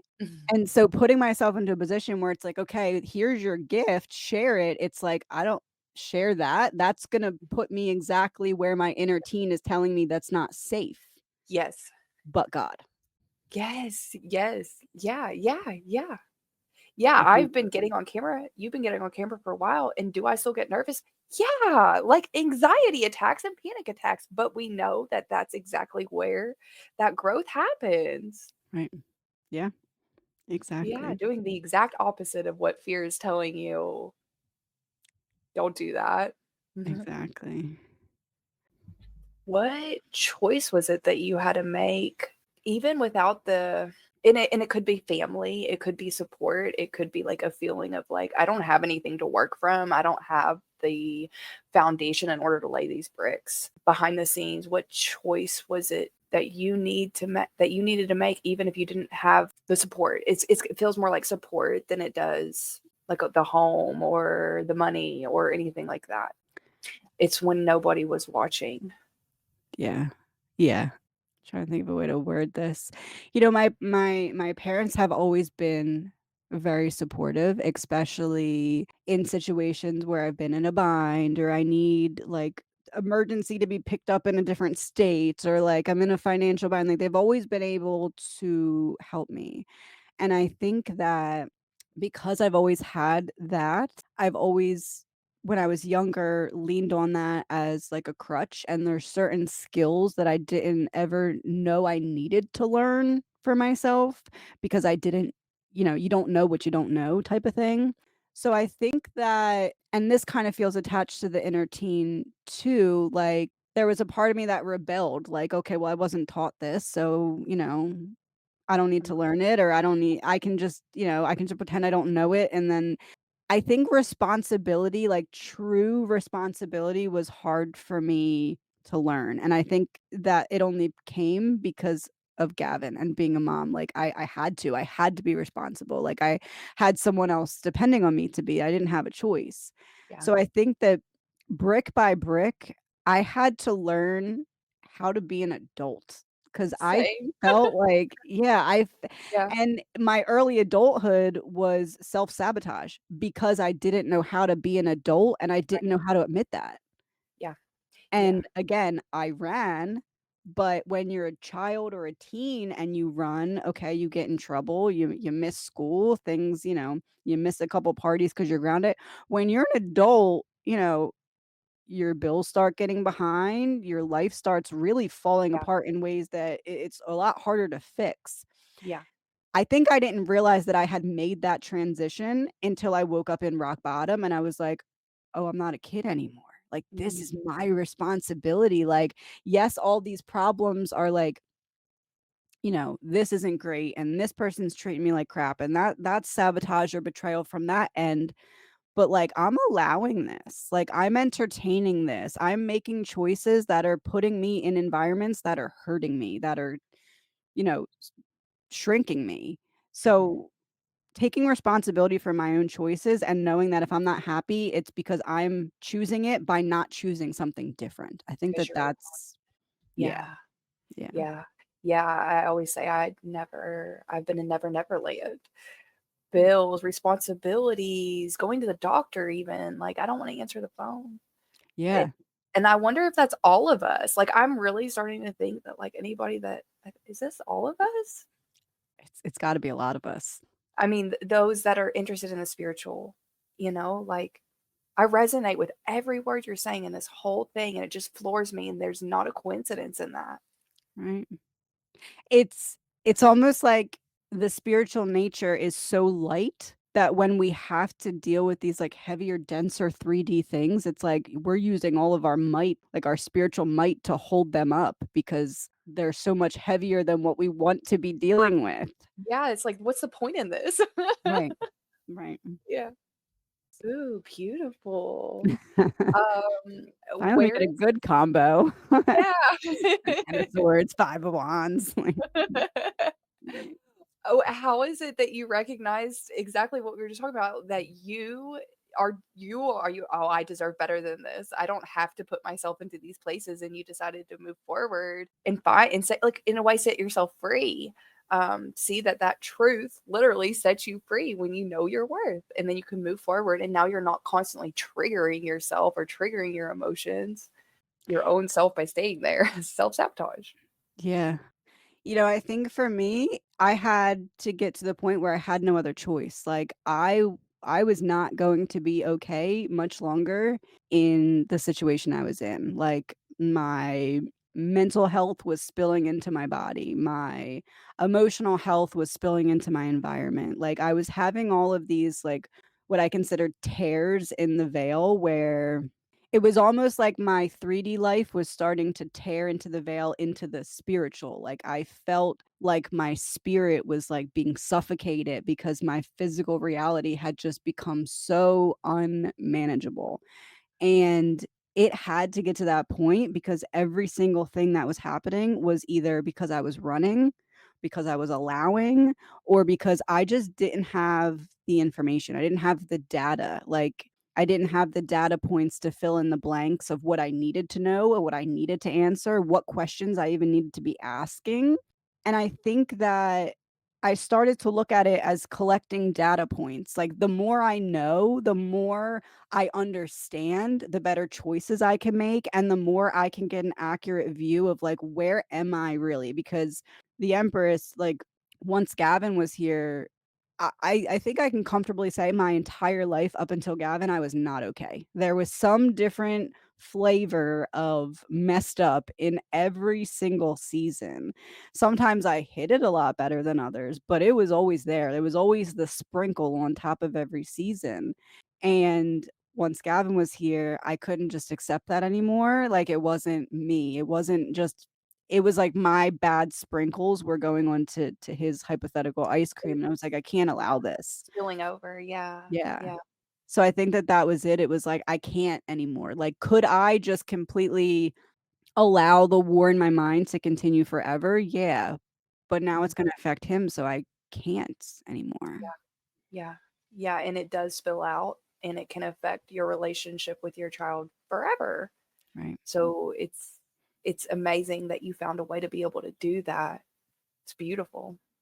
And that's what the blueprint is. That's why, like, it's hard for me to explain what it means to me and how much it means to me because of what it represents. Like, it's hard to put what I just said into words until now, like, until we're sitting here unpacking it layer by layer. Like, it's not something I could just hop on a video and be like, "Hey, let me explain this to you really quick." Like, Mhm. this has been years in the making Of and trying to in the understand it. unfolding. Yeah.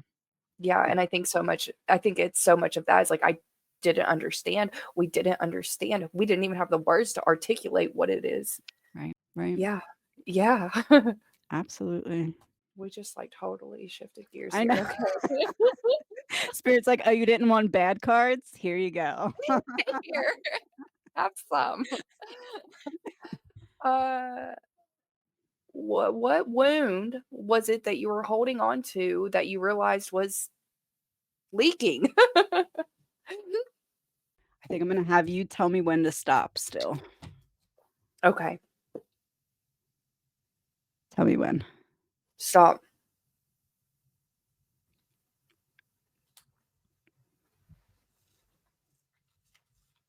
Okay, it's that one. Okay. The root of it was the abandonment wound for sure, Yeah, but what was leaking out was anger, like, at everything, at myself, at the world, at my circumstances, at my choices, at my patterns, at my brain, at my emotions. Like, I was just angry all the time.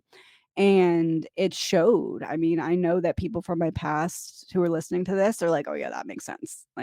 Like, I remember the one girl.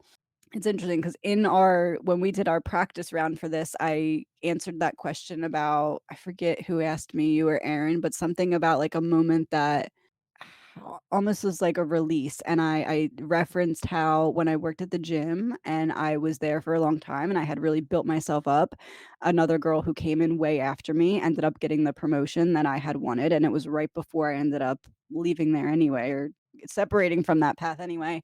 And because I was also the social media manager, I had to introduce her and, like, be like, "I'm so happy," and all this, and I think that there was a lot of that. There was a lot of, like, needing to release who I thought I had to be, and I think that the shadow of anger really started to shift then. It was like, "Why am I not getting these things that I want? I'm so angry at everything else, and the one place I'm not looking is the place that I'm still running from. It's that place within."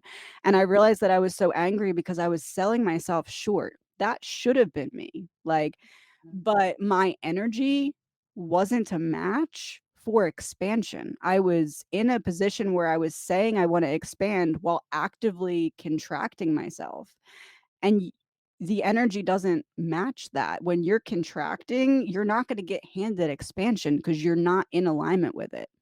So I right. think that my abandonment caused anger which went unchecked for a really long time because I felt like I deserved answers that I weren't being given by multiple different groups of people. And yeah, I think that what was leaking was anger that as long as I'm angry out here, I can't feel the rawness of this abandonment wound because I don't have answers for that. Like Right. that I don't have a solution for the anger there. So if I'm angry everywhere else, I don't have to face this piece that I can't resolve the anger for necessarily. Right. And anger is just a mask to grief. So, I mean, who is it to say that your feelings, of course, you've got grief within that. Right. Because Of grief is course. love with nowhere to go. And we, as adopted people, we held love for specific people who we never got to give it to. And I think that part of that was like I was holding on to certain love for certain people. And I was just really angry that they didn't want Of it. course. Of course. Of course, because it's supposed to be family. Right. Invisible class. Not today. Oh. This Your is what dad we're your dad is saying. like, Hold on, they need a comic relief." This is what we're saying. How? Like, how? That is How? so funny. Suffering unseen, unheard, unheld. That is literally what we've been explaining. Okay, what does your dad wanna say? Goodness. Tell me when to stop. Stop.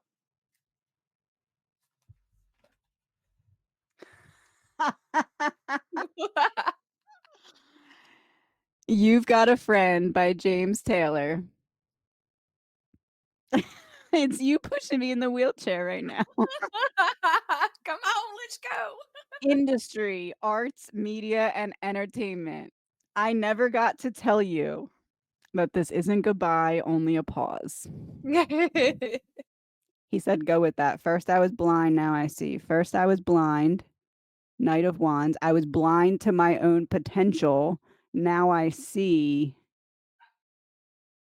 what I couldn't see before." Which is what? Stop. Stop. There's no way he just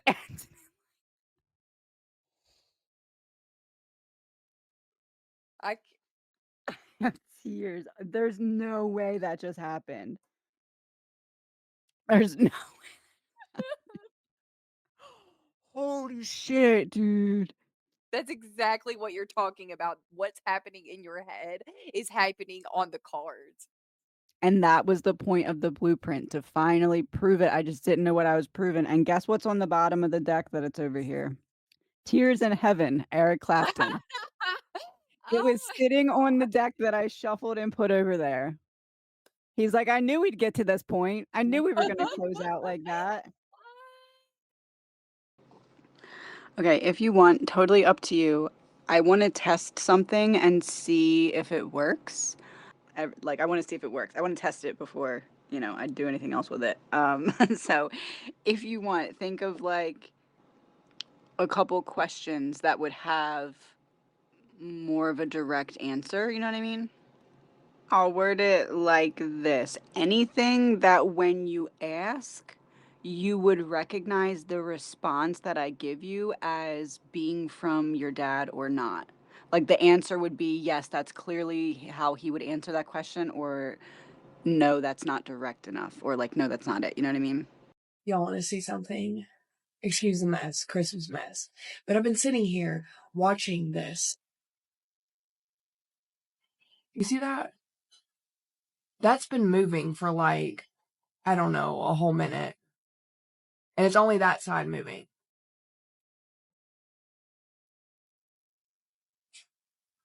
It's been moving for like a whole minute.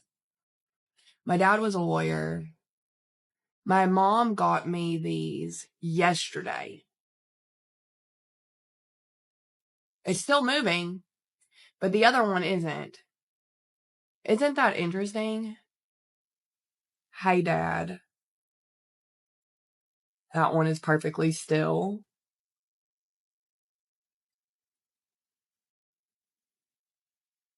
Still moving.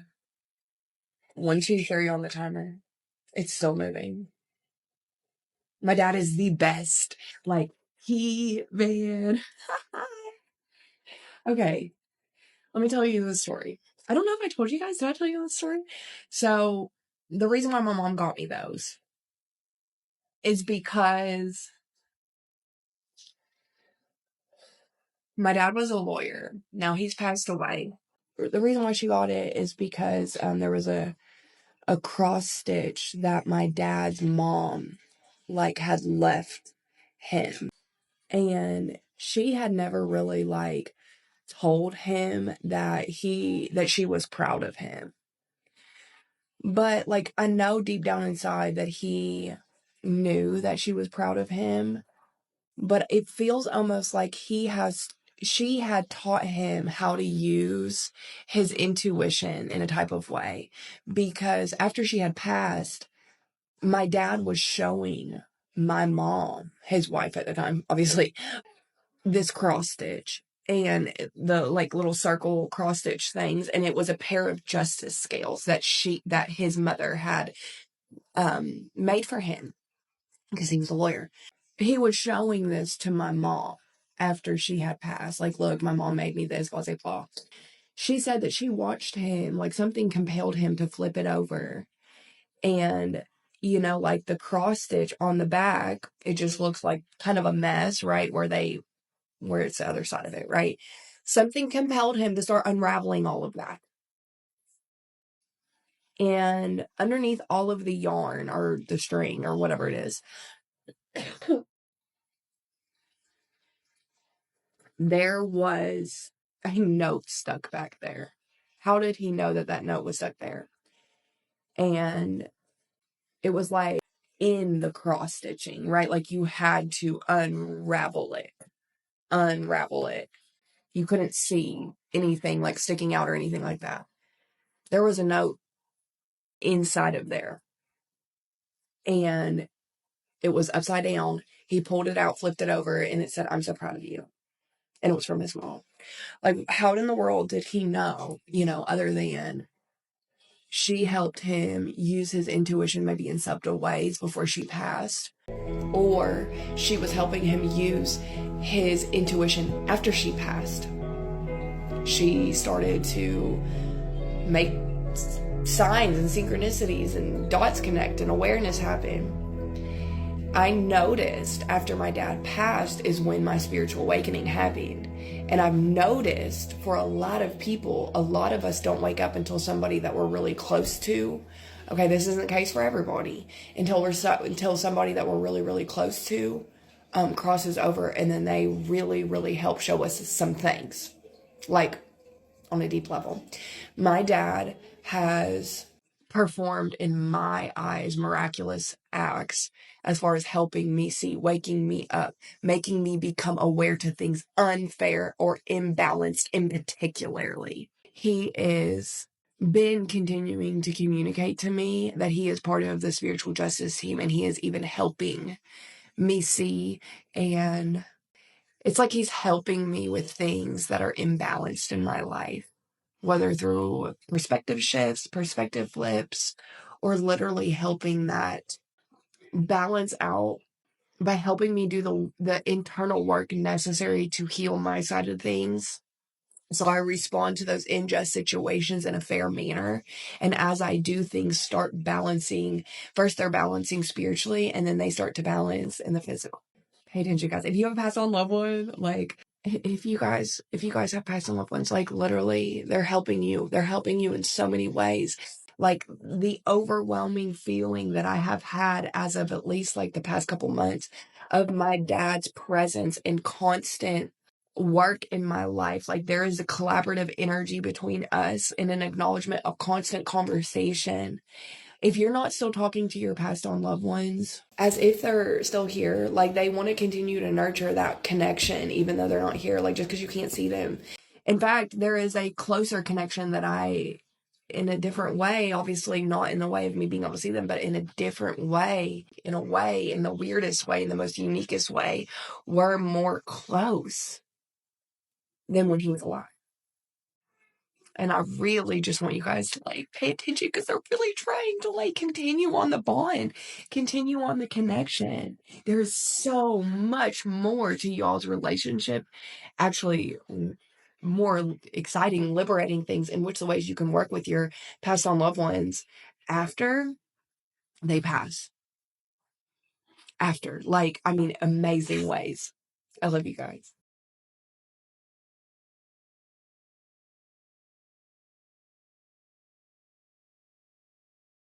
Okay, we're gonna try this again. I forgot about the booklet. Okay. Okay, not all farewells are final summer.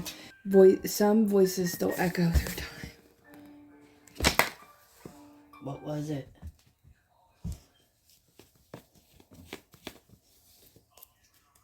I haven't even read it yet. Hold on.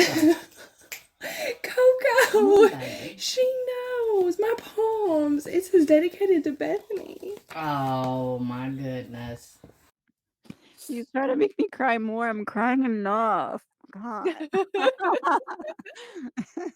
Don't be ridiculous, dude. Oh, Okay, I so mean, it's invisible just cry. I don't really think I need to explain that. I think my no. actual cry kind of did. All right, Yeah. next. The Emperor in reverse, King of Wands, Three of Cups. Your dad saying my bad. Sorry.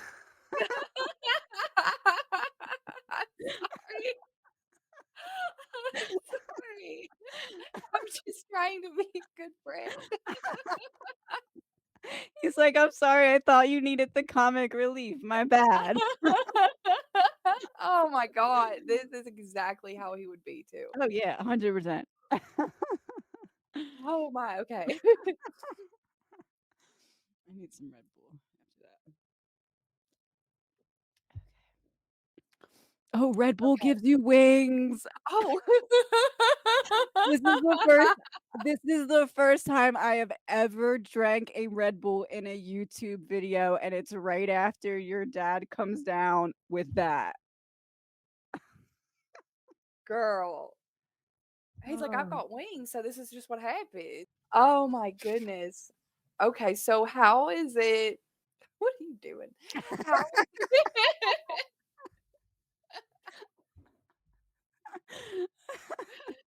Oh my god. Okay, this is an all the time occurrence with us, by the way. Oh, Like, yeah, this all is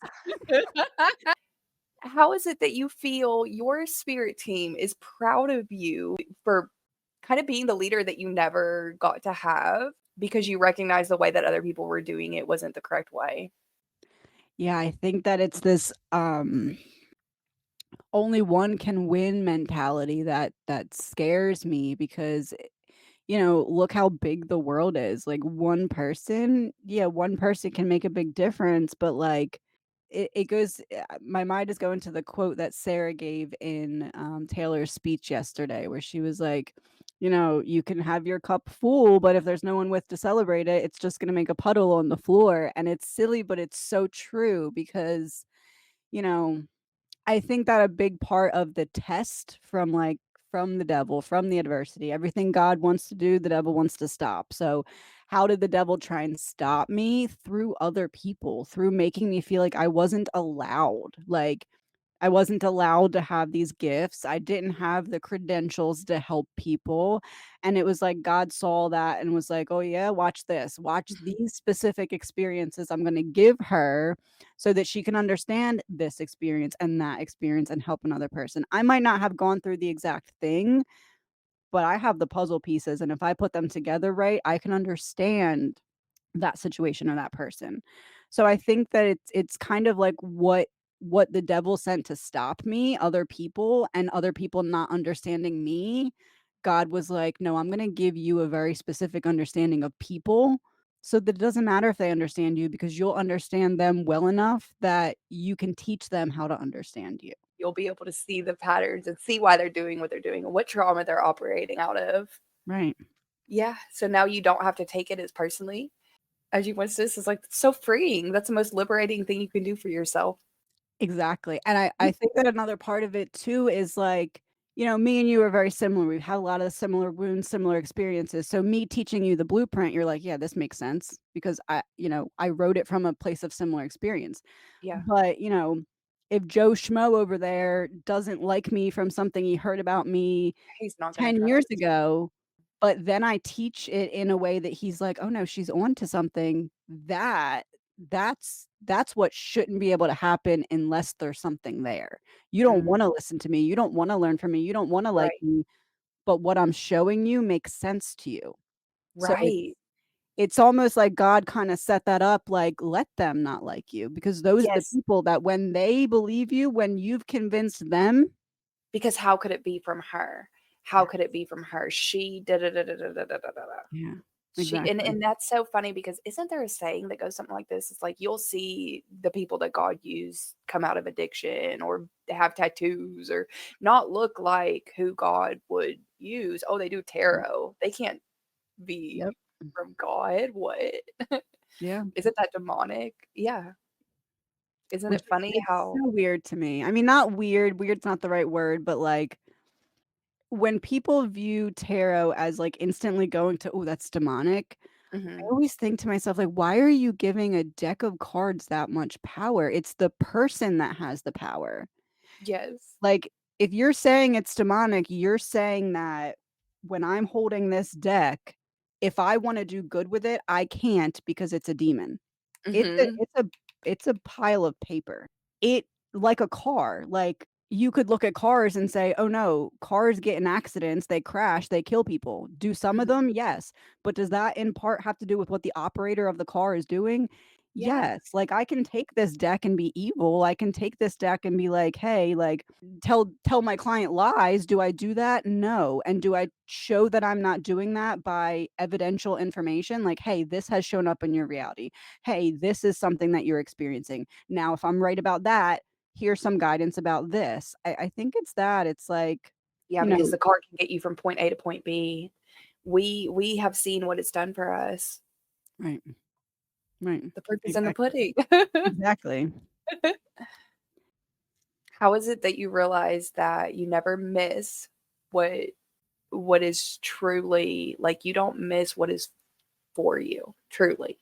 Like, truly, truly, truly. Or even you don't miss who isn't for you. I kinda wanna take that both ways because growing up, the whole, like, one friend at a time, one friend at a time, I thought that I just wasn't the person who could have friends, like, I just felt like I didn't have that programming to know how to, like, uphold friendships. And at the same time, like, with the blueprint, like, I was getting one piece at a time, one piece at a time. So, I think that that taught me what's for you will not be meant for you. Because if I would have been given, like, "Hey, you're gonna interview these people, it's gonna be in this format, you're gonna do this with the cards, and it's gonna prove this." If I would have been given that at the time I made that first random Instagram video, I would have been like, no, like, I'm not Yeah, getting what do you mean I'm gonna get on camera and interview people? Like, who am I to be yeah, doing that? yeah, Looking back now, I see I had to be given things piece by piece because not only was that patience being proven to me that I had it, that I could have it, that it was worth something because it was allowing the space to learn, but also it was that it was like, you're given one friend at a time so you can focus fully on that friend and learn how to be a friend. You don't have that skill set, you need to create it. Over the years, I've been working on that. Same thing with the blueprint. You don't have all the pieces because if I was given all the pieces, I would have had a whole panic attack and thrown it in the trash can. It's too much. yeah. But layer by layer, it's exactly that. What's for you won't miss you. And for a while, I was like, I need to rush. I need to get this out. I need to like show everyone because someone's going to get it before me and then it's going to be gone. And this It isn't meant to be egocentric at all, but, like, no one else could have the understanding of it that I do because I've been studying it for longer than people knew what it was. and So it it's that can't be lived taken. experience that Yeah. God has already taken you through, and only you live that. Right, like, it's a map that's designed in my language, but meant to be a template for other people. So, like, I guess I needed to trust that God wasn't gonna tease me with that and be like, "Hey, look Yeah, what you could have, but you're too yeah. slow." Yeah. Yeah. because Yeah. the only reason that it's happening in the timing it is because he has more to teach me. He has more to show me. So he's not going to turn around and be like, "No, you're not quick enough. Never mind. I'm going to give it to her." Yeah. What's meant for Yeah. you No. won't miss you. Yeah, you'll be that version of you, like, fully that you can walk through those doors and you can be like, "This is what I have to offer you," and I can be able to present it in a way that, like, I've grown into. The Right. person who you were before couldn't have presented it in that way, or maybe you didn't have the information or knowledge. Right. It's a lot there's a lot of layers to it and how And I much you've still would learned. have been angry. If I would have done it then with that level of understanding about myself, about the world, about my trauma, about my Yeah, wounds, it would have been that angry, "Oh, I'll show it to you" approach. it could have come through the energy of projection. Yes. Yeah, Yeah. yeah, that's why healing is so important. Yes. Exactly. Okay, so where is it that you realize that you realized, "Okay, I don't have to do something in order to feel fulfillment, like, I don't have to meet this need or take action on this thing, I can find it." It feels like, right where I'm at. Yeah. Yeah. My brain has trouble doing things that don't feel like they're leading to some kind of ending. Not ending, but, like, point, like, everything has to be a series or everything has to be like, this has to go with this. And I think that kinda putting down the pressure of that, like, I can have just a random video about my thoughts. I can have something that I just randomly wanna teach or show. Like, it doesn't all have to be perfectionism. Like, it was a lot of I had convinced myself, "You can't be seen until the package is perfect of what you wanna present." And I think that when I stopped telling myself that and I started saying, people are learning from your rawness. Like, a lot of people will say, like, I learn a lot from you reading tarot because the way that you, like, kinda talk it out and try to understand it yourself, like, and that is the epitome of not showing up, having all the answers, not showing up perfect, being like, "Hey, look, I'm figuring it out. You can try to figure it out too." I think that when I accepted that that's the whole point of the blueprint. The blueprint was, "Hey, I have something I'm trying to figure out, and now I wanna teach other people." So when I accepted that in my day to day, like, all of my content, all of everything, I feel like the pressure kinda eased up in a way that I could work with it instead of just be, like, overcome by it. Like, showing up, just continuing to be like, "Oh, I'm ready to learn still. I don't know," "What is this?" It's a saying, and it's like even the best leaders show up with wanting to know more or something like that. Right. Yeah, And yeah. being an endless student even when you are in a position of teaching. Yeah, yeah, yeah. Okay, so for the last ones, you're gonna say, "Give me a line for blank." Okay, I'm gonna do, like, a little closing thing. okay. 5 of cups. Give me a line for the way that you can transmute grief into a lesson? You need to trust that everything that you're going through has some kind of coding that your brain needs to have an understanding that your higher self wants to have.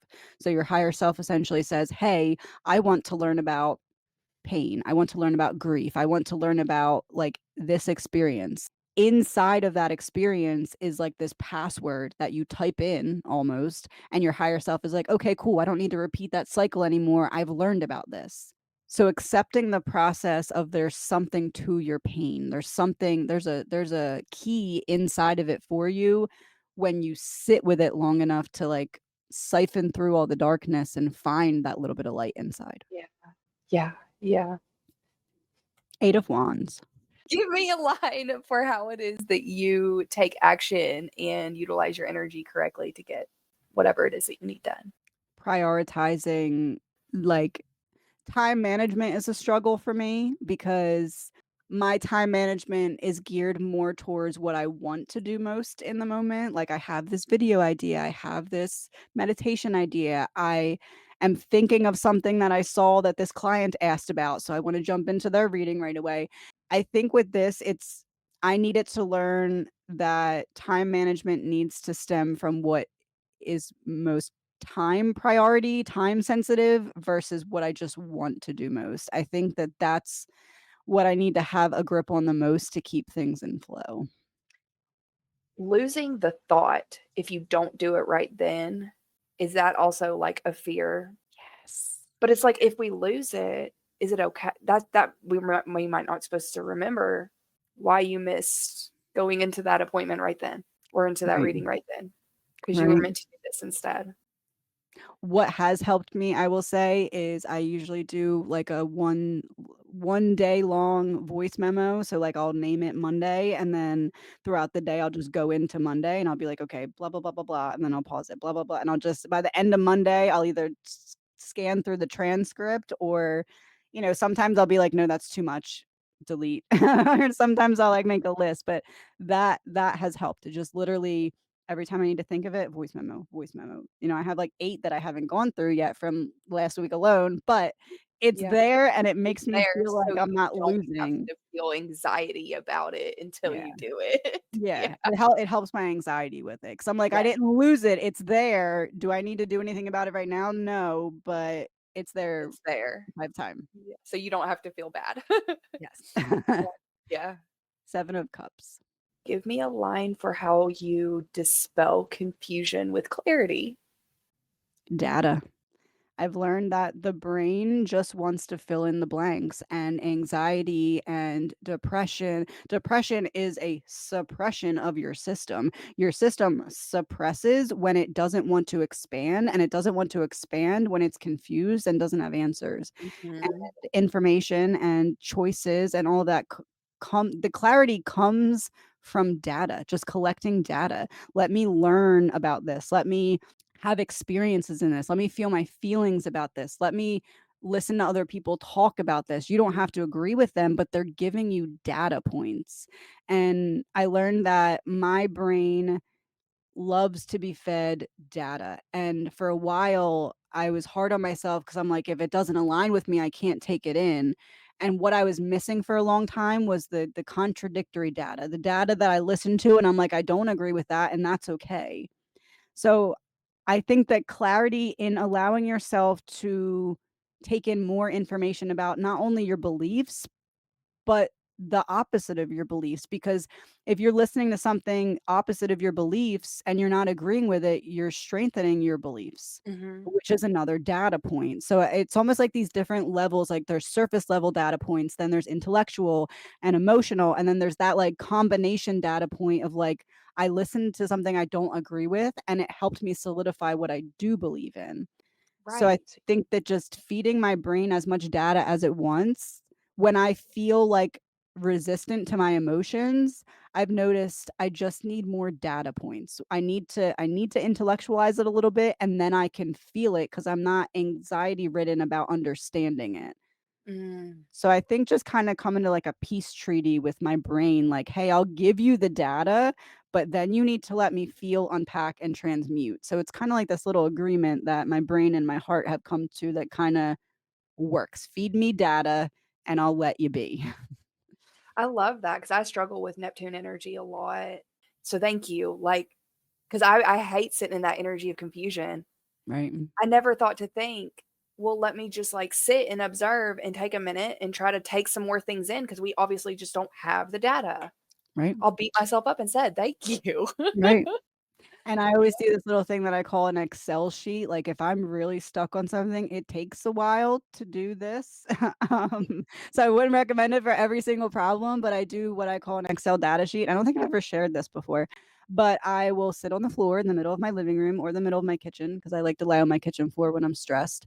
I will take a deck, an entire deck, I'll shuffle it, and I will shuffle it, not look, lay all the cards flat out on the ground face down, and this is like if I really need to understand something and I have the time to actually like sit there. So anyway, I'll sit with the cards and I'll flip one over at a time. I'll already have all the rows out, the entire deck, and I'll be like, tell me the story of what my mind needs to understand about this. Like, show me how my mind is viewing and unpacking this topic. And I will sit there and I will go through all of the cards and I'll have my little voice memo up and I will just talk myself through, okay, this card came up now, blah, blah, blah, blah, blah. Okay, this card's next to it. And I'll talk myself through it.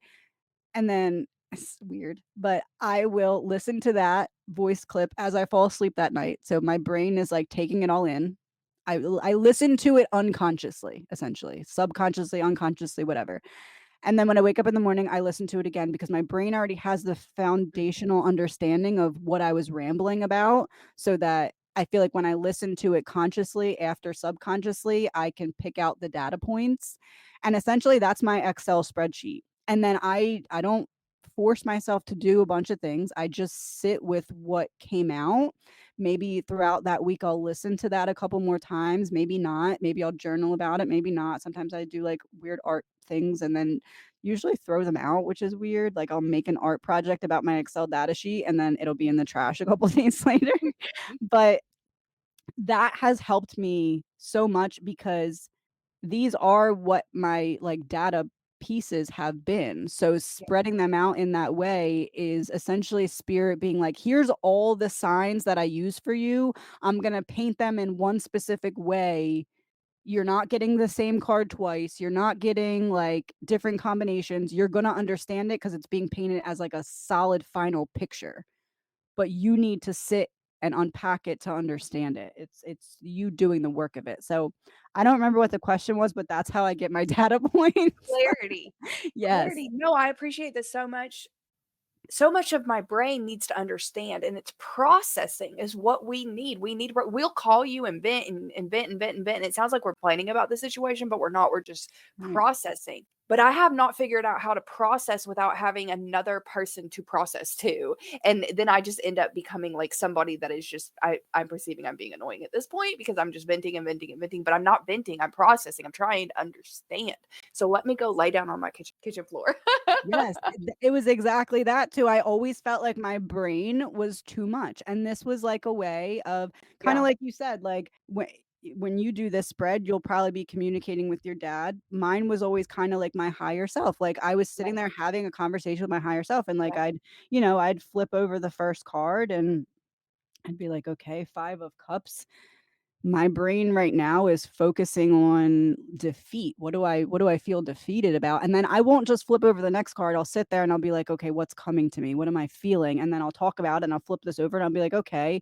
It's like your higher self kind of already knows what you're going to be asking. Like when you put this first card down, your higher self's like, okay, I'm putting this down. Her brain's going to go to defeat.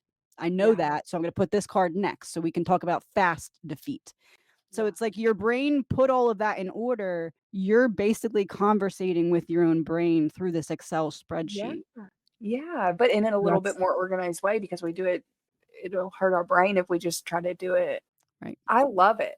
I love it. That is so brilliant. My advice for that is because I've tried to do it a way before where I'm like, okay, tell me about this and that.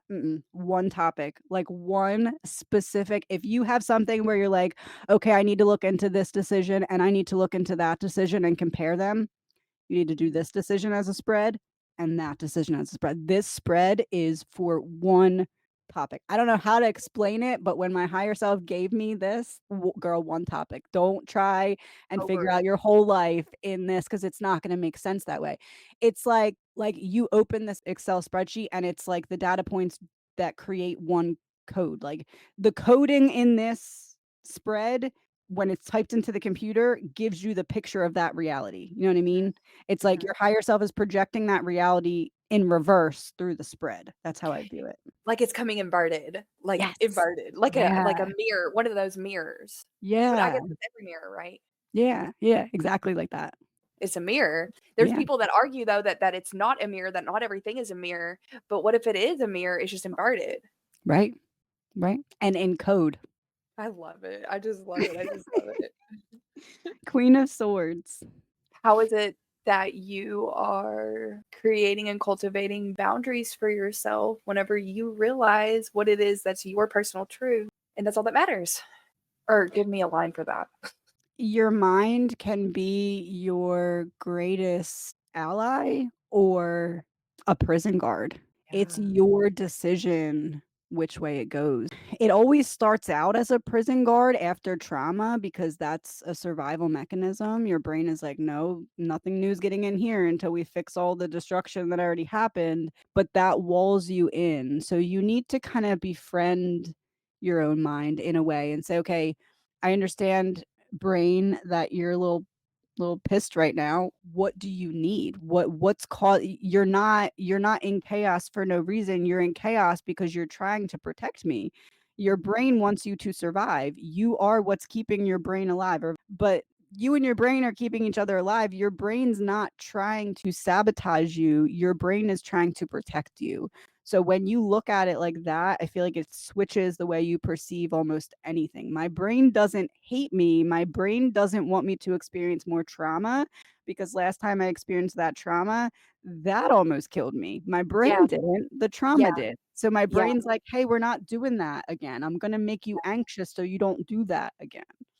And if everybody with anxiety and panic and PTSD disorders and all sorts of things could listen right now, it'd be really helpful. Because I Yeah. know that's like our whole world. Because Yeah. look at how society, so Yeah. I hope that a lot of people hear that. And you can get angry at that guard too because you're like, "Man, Mhm. I can't come out of my mind. I'm trapped in my mind," not realizing that that bodyguard of the mind is kind of just another version of you. It's like a copy Mhm. paste version that your brain was like, "Let me put this not real blockage here so that you don't do some dumb stuff and get back into the same environment that caused you trauma." Yeah, yeah, yeah, protection mechanism. Exactly. The moon. Give me a line for how you allowed your subconscious to reveal certain things to you. Just started going with my gut feelings. Like, I feel like for so long, like, I would wanna say something to this person, but it didn't feel socially right. Like, I would wanna, like, like, hype people up and be like, "Hey, I think you'd be really good at, like, motivational speaking," or, like, I would wanna say those kinda things, and I would always hold myself back because I felt like I was seeing this light in people that they weren't seeing, and it was always viewed as weird. So I would suppress and suppress and suppress. And I think that, like, kinda being on social media, it makes you stop caring because there's some videos that I watch and I'm like, "That is so cringe. Why would I say that?" But, like, it's out there now. There's no point. You can't take it back now. So I Yeah, think that, like, realizing that some of my quirks are what makes me more relatable to people that wouldn't be able to relate to me otherwise because I am very held back. Like, yeah, there yeah, are definite boundaries. I don't let a lot of people get close to me. So I think that, like, the little quirks that I used to hide, it's almost like a preview of my real personality that the real world wouldn't get to see because of those protections that I still hold. So I guess, like, telling my mind it's okay. If I the show a little right bit of my people personality, will it's love not a that. slip up. Yeah, Yeah, and the exactly. people that are meant to love that will love that, and then please get the heck away from me if you don't love that because I don't wanna be feel awkward around you. Right. I don't wanna feel weird around you. Yeah, it's And I don't embracing the wanna shrink cringe. again. Yeah, yeah. Oh, the Oh, devil in reverse. That's the last card. oh, okay. Give me a line for how it is that you broke free or that you would tell others how to break free from their own destructive destructiveness. It will repeat until you give your brain the data it's seeking. You're here to understand. Think of it as if God went into his head, ripped off a small part of his brain, and said, "I want to understand consciousness like this." Boom, you're born. You are a way that is going into what I call in the blueprint the library of souls. Like, all of our experiences together, none of them missing, all of them included, make up this library because God, spirit, whatever you believe in, wanted to understand his creation in every single way. Why would you not want to?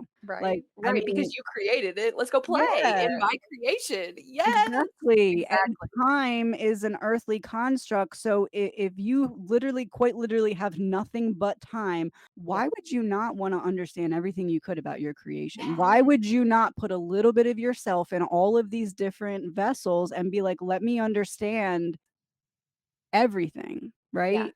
yeah. So I think that looking at it in that way, God, who already knows everything, spirit, whatever, that already knows everything, still wanted to know more Mhm. because you create something and then your creation expands. Just like you create a business, your business expands. You have an idea, your idea expands into a business, into a friendship, into whatever else, right?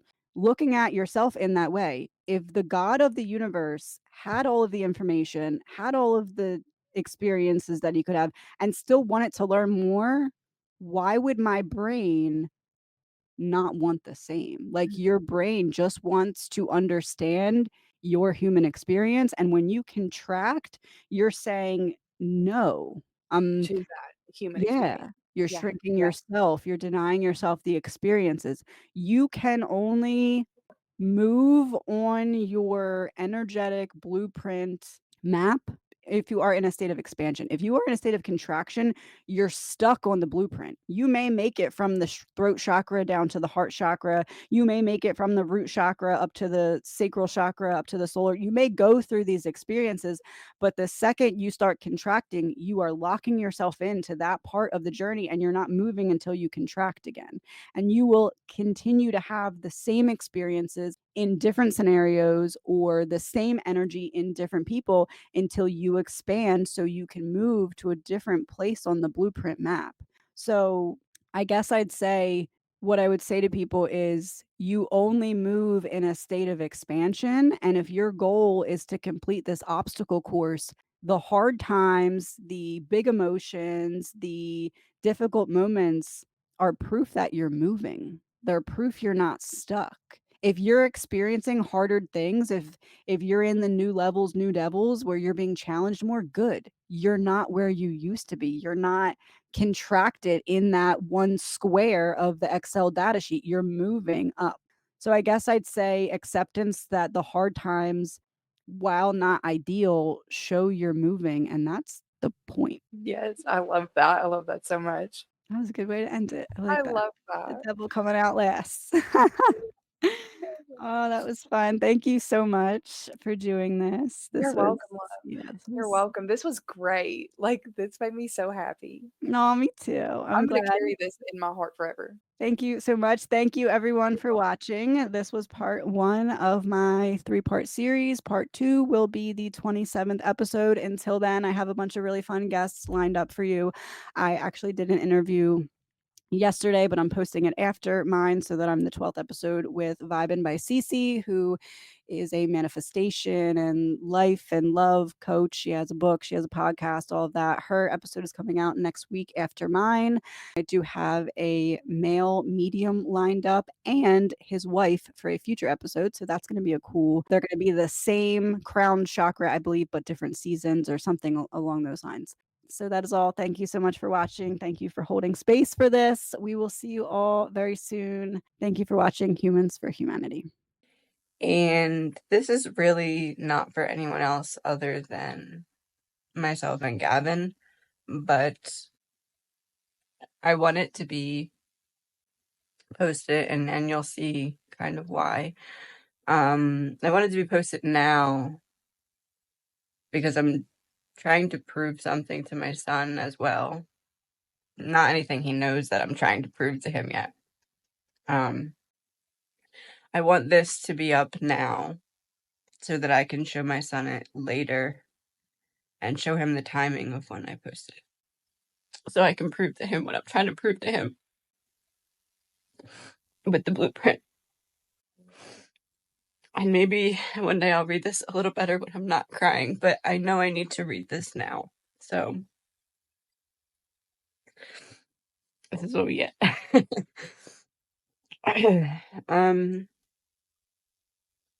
I also will have you know that I wrote this poem in about 10 to 15 minutes. It's channeled. And right, it's channeled. Look before you leap, but leap when you feel called. Trust yourself to feel, but always question appearances. Trust is earned, not given, and there are no exceptions. Things I'd tell my younger self. I'd tell her that the finish line doesn't matter as much as you think it does. Matter of fact, there really isn't a finish line at all. And even if there was, you'd go around it and find a new adventure anyway. I'd tell her that no matter how much they try and make you hate yourself, always look for the light, even if it's the smallest speck. It is there and you will find it if you just look hard enough. I'd tell her that there's a voice inside of your head that you can trust, but there is one that is equally as destructive. If you don't make the conscious decision which voice to listen to, the destructive one will win, so that you earn the lesson of learning that the choice is actually yours. And learn what happens when you choose wrong. Or even worse, when you don't choose and allow yourself to be left in the darkness in any way. And these very tests will become your greatest weapon. For the pain they will make you endure will actually give you a key to finally break out of the mental prison you're trapped in a way that you could never see coming. And it makes each second, each very millisecond of blood, sweat, and tears profoundly worth it beyond your wildest imaginations, even before the victory itself actually comes. If I could tell little me one thing, just one, if I only had to pick out of the millions swirling around in my mind, it would be to open your eyes and see the beauty right before you. Because God gives you all that you need. And if you don't let the world distract you with what you think you want, you'll be able to see that a lot more clearly. I would tell the most recent version of me, before this one, that the night is only darkest before the dawn. That pain serves such a profound purpose. And that when you walk by faith, you walk by sight. Little me, I'm proud of you. Now, Gavin, dear beautiful son, I wouldn't change you for the world, but I would change the world for you. And I love you.